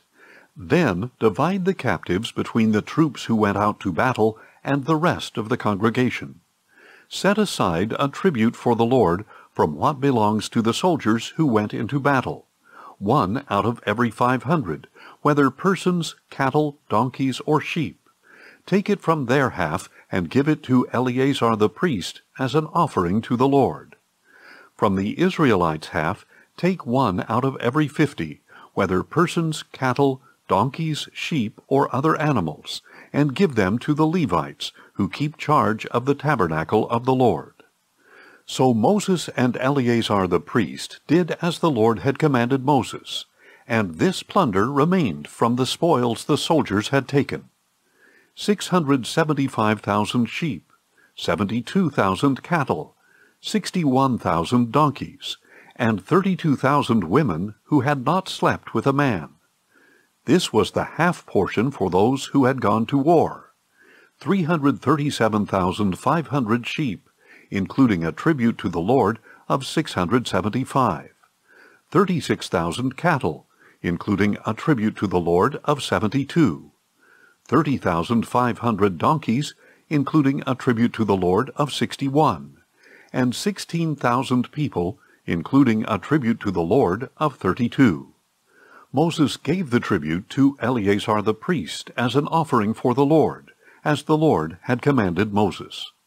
From the Israelites' half, which Moses had set apart from the men who had gone to war, this half belonged to the congregation: 337,500 sheep, 36,000 cattle, 30,500 donkeys, and 16,000 people.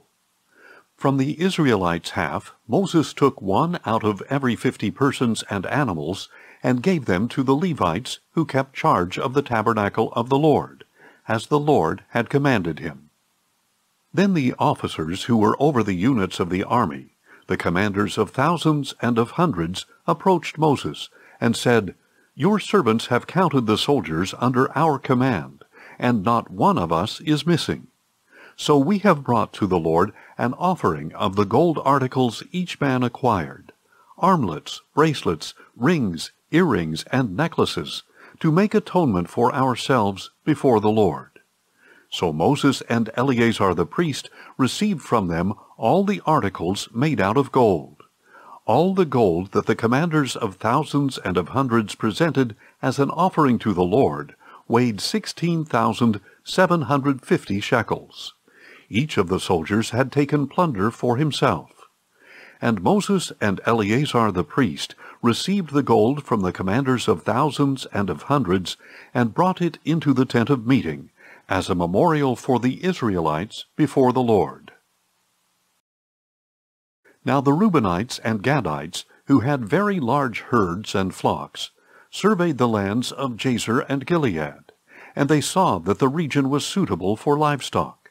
So the Gadites and Reubenites came to Moses, Eleazar the priest, and the leaders of the congregation, and said, "Ataroth, Dibon, Jazer, Nimrah, Heshbon, Elealeh, Sebam, Nebo, and Beon, which the Lord conquered before the congregation of Israel, are suitable for livestock, and your servants have livestock. "If we have found favor in your sight," they said, "let this land be given to your servants as a possession. Do not make us cross the Jordan." But Moses asked the Gadites and Reubenites, "Shall your brothers go to war while you sit here? Why are you discouraging the Israelites from crossing into the land that the Lord has given them? This is what your fathers did when I sent them from Kadesh Barnea to inspect the land. For when your fathers went up to the valley of Eshcol and saw the land, they discouraged the Israelites from entering the land that the Lord had given them. So the anger of the Lord was kindled that day, and he swore an oath, saying, Because they did not follow me wholeheartedly, not one of the men 20 years of age or older who came out of Egypt will see the land that I swore to give Abraham, Isaac, and Jacob, not one, except Caleb son of Jephunneh the Kenizzite, and Joshua son of Nun, because they did follow the Lord wholeheartedly. The anger of the Lord burned against Israel, and he made them wander in the wilderness 40 years, until the whole generation who had done evil in his sight was gone. Now behold, you, a brood of sinners, has risen up in place of your fathers to further stoke the burning anger of the Lord against Israel. For if you turn away from following him, he will once again leave this people in the wilderness, and you will be the cause of their destruction." Then the Gadites and Reubenites approached Moses and said, "We want to build sheepfolds here for our livestock and cities for our little ones. But we will arm ourselves and be ready to go ahead of the Israelites until we have brought them into their place. Meanwhile, our little ones will remain in the fortified cities for protection from the inhabitants of the land. We will not return to our homes until every Israelite has taken possession of his inheritance.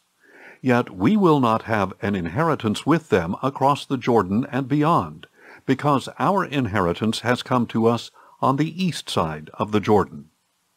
Moses replied, "If you will do this, if you will arm yourselves before the Lord for battle, and if every one of your armed men crosses the Jordan before the Lord, until he has driven his enemies out before him, then when the land is subdued before the Lord, you may return and be free of obligation to the Lord and to Israel. And this land will belong to you as a possession before the Lord. But if you do not do this, you will certainly sin against the Lord, and be assured that your sin will find you out. Build cities for your little ones and folds for your flocks, but do what you have promised." The Gadites and Reubenites said to Moses, "Your servants will do just as our Lord commands. Our children, our wives, our livestock, and all our animals will remain here in the cities of Gilead. But your servants are equipped for war, and every man will cross over to the battle before the Lord, just as our Lord says." So Moses gave orders about them to Eleazar the priest, to Joshua son of Nun, and to the family leaders of the tribes of Israel. And Moses said to them, "If the Gadites and Reubenites cross the Jordan with you, with every man armed for battle before the Lord, and the land is subdued before you, then you are to give them the land of Gilead as a possession. But if they do not arm themselves and go across with you, then they must accept their possession among you in the land of Canaan." The Gadites and Reubenites replied, "As the Lord has spoken to your servants, so we will do.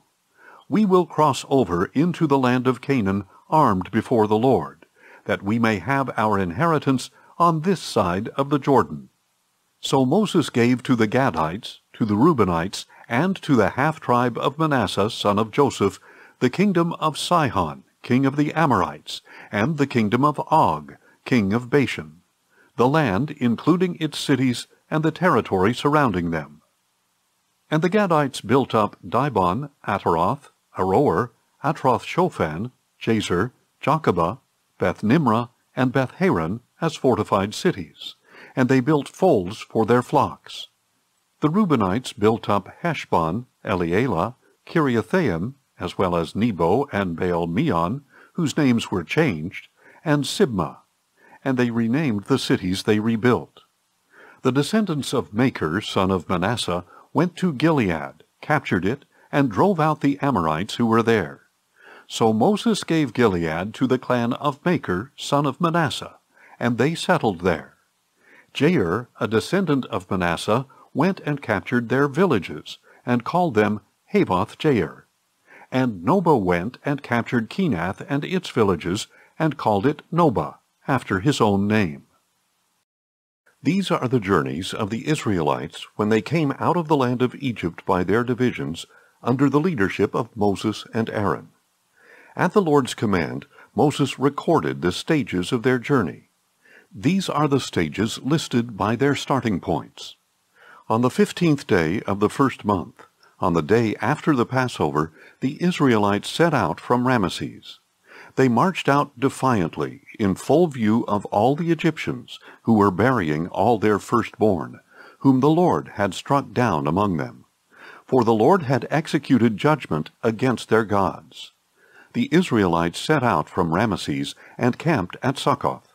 They set out from Succoth and camped at Etham, on the edge of the wilderness. They set out from Etham and turned back to Pi-hahiroth, opposite Baal-zephon, and they camped near Migdol.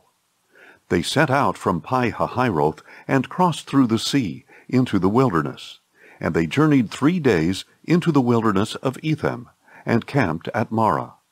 They set out from Marah and came to Elim, where there were 12 springs and 70 palm trees, and they camped there. They set out from Elim and camped by the Red Sea. They set out from the Red Sea and camped in the desert of Sin. They set out from the desert of Sin and camped at Dophkah. They set out from Dophkah and camped at Alush. They set out from Alush and camped at Rephidim, where there was no water for the people to drink. They set out from Rephidim and camped in the wilderness of Sinai. They set out from the wilderness of Sinai and camped at Kibroth-Hattaavah. They set out from Kibroth-Hattaavah and camped at Hazeroth. They set out from Hazeroth and camped at Lithmah. They set out from Rithmah and camped at Rimmon-Perez. They set out from Rimmon-Perez and camped at Libnah. They set out from Libnah and camped at Rissah. They set out from Rissah and camped at Kehelatha. They set out from Kehelatha and camped at Mount Shepher. They set out from Mount Shepher and camped at Harada. They set out from Harada and camped at Makheloth. They set out from Makheloth and camped at Tahath. They set out from Tahath and camped at Terah. They set out from Terah and camped at Mithkah. They set out from Mithkah and camped at Hashmonah. They set out from Hashmonah and camped at Moseroth. They set out from Moseroth and camped at Bene-Jaakan. They set out from Bene-Jaakan and camped at Hor-Haggidgad. They set out from Hor-Haggidgad and camped at Jotbathah. They set out from Jotbathah and camped at Abrona. They set out from Abrona and camped at Ezion-Geber. They set out from Ezion-Geber and camped at Kadesh in the wilderness of Zin. They set out from Kadesh and camped at Mount Hor, on the outskirts of the land of Edom. At the Lord's command, Aaron the priest climbed Mount Hor and died there on the first day of the 5th month, in the 40th year after the Israelites had come out of the land of Egypt. Aaron was 123 years old when he died on Mount Hor. Now the Canaanite king of Arad, who lived in the Negev, in the land of Canaan, heard that the Israelites were coming. And the Israelites set out from Mount Hor and camped at Zalmonah. They set out from Zalmonah and camped at Punon. They set out from Punon and camped at Oboth. They set out from Oboth and camped at Iye-Abarim on the border of Moab. They set out from Ayim and camped at Dibon-Gad. They set out from Dibon-Gad and camped at Almon-Diblathaim. They set out from Almon-Diblathaim and camped in the mountains of Abarim, facing Nebo. They set out from the mountains of Abarim and camped on the plains of Moab by the Jordan, across from Jericho. And there, on the plains of Moab, they camped by the Jordan, from Beth-Jeshimoth to Abel-Shittim.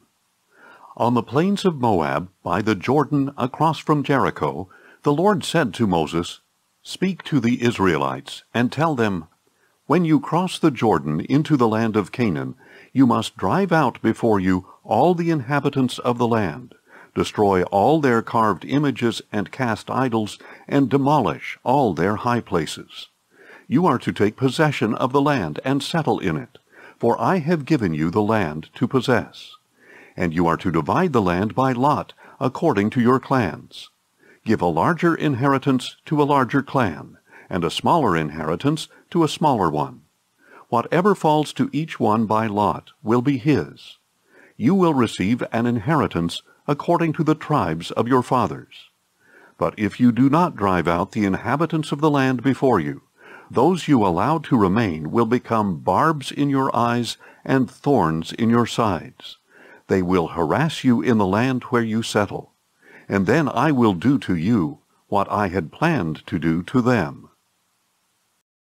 Then the Lord said to Moses, "Command the Israelites, and say to them, when you enter the land of Canaan, it will be allotted to you as an inheritance with these boundaries. Your southern border will extend from the wilderness of Zin along the border of Edom. On the east, your southern border will run from the end of the Salt Sea, cross south of the ascent of Akrabim, continue to Zin, and go south of Kadesh Barnea.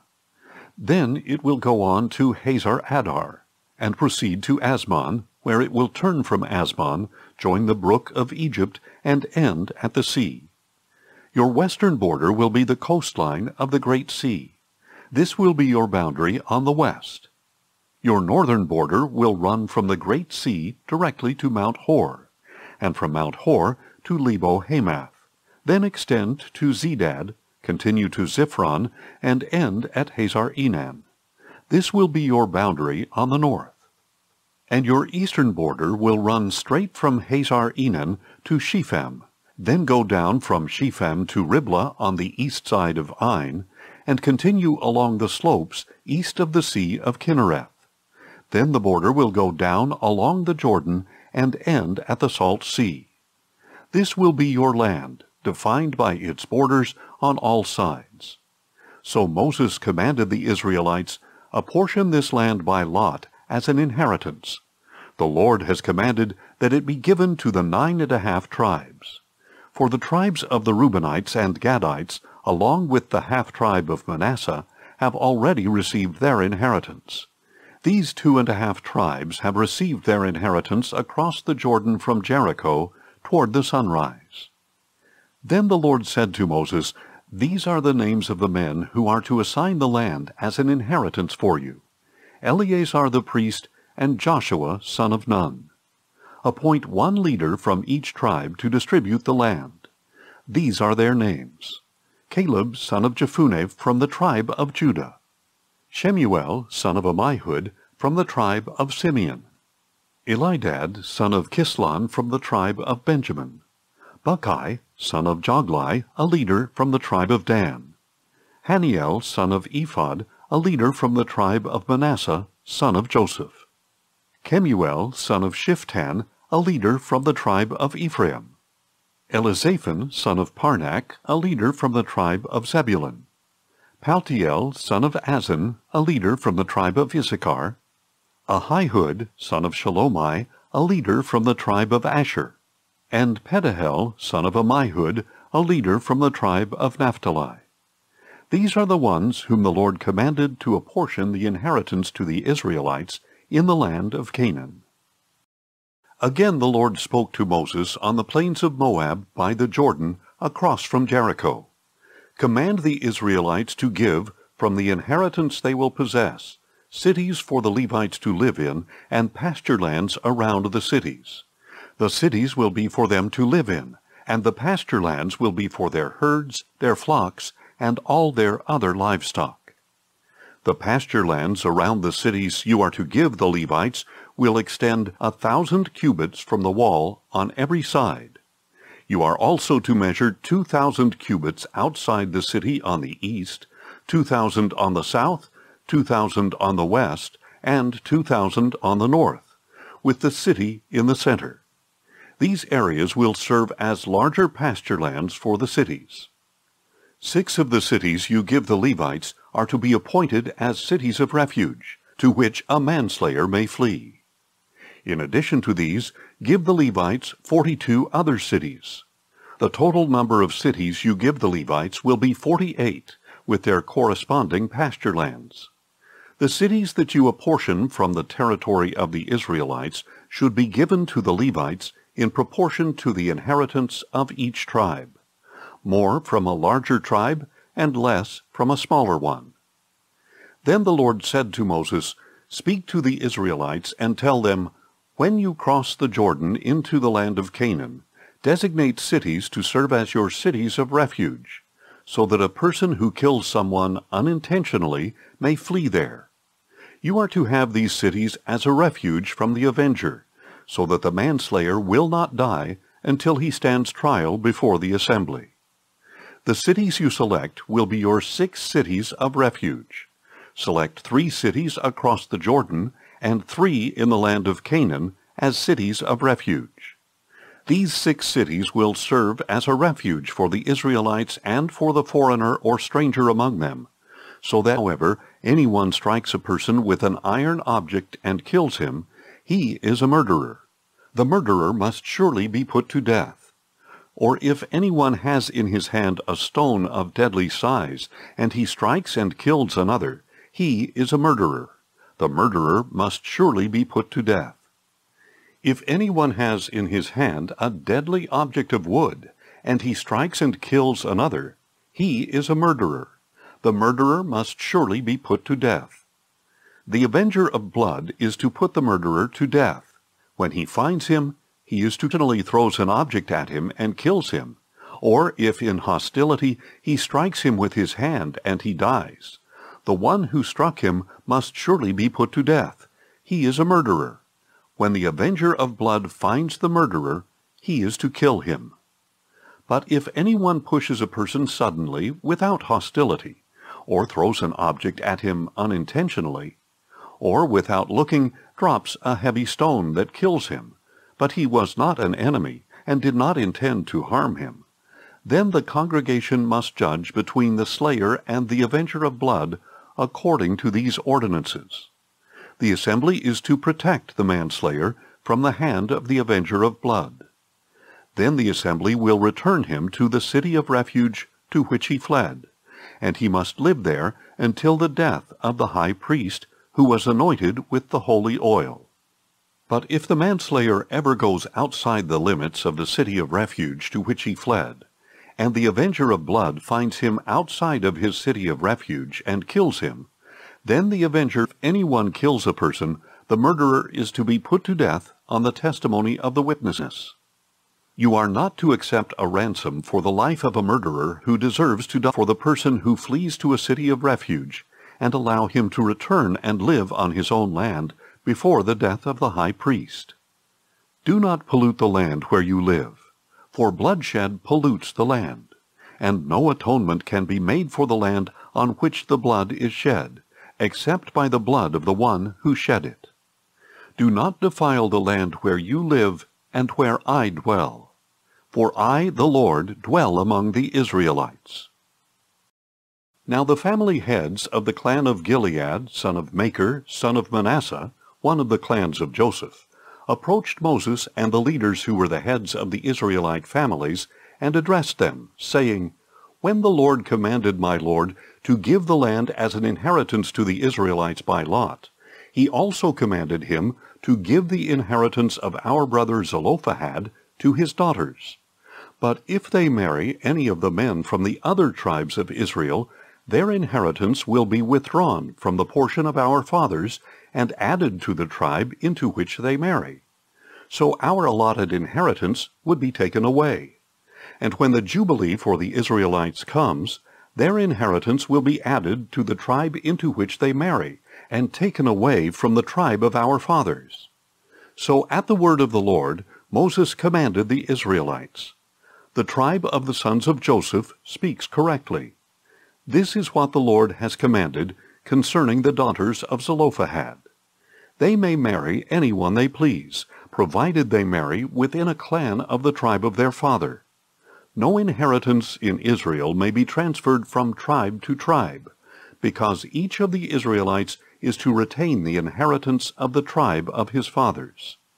Every daughter who possesses an inheritance from any Israelite tribe must marry within a clan of the tribe of her father, so that every Israelite will possess the inheritance of his fathers. No inheritance may be transferred from one tribe to another, for each tribe of Israel must retain its inheritance. So the daughters of Zelophehad did as the Lord had commanded Moses. Mahlah, Tirzah, Hoglah, Milcah, and Noah, the daughters of Zelophehad, were married to cousins on their father's side. They married within the clans of the descendants of Manasseh, son of Joseph, and their inheritance remained within the tribe of their father's clan. These are the commandments and ordinances that the Lord gave the Israelites through Moses on the plains of Moab by the Jordan, across from Jericho.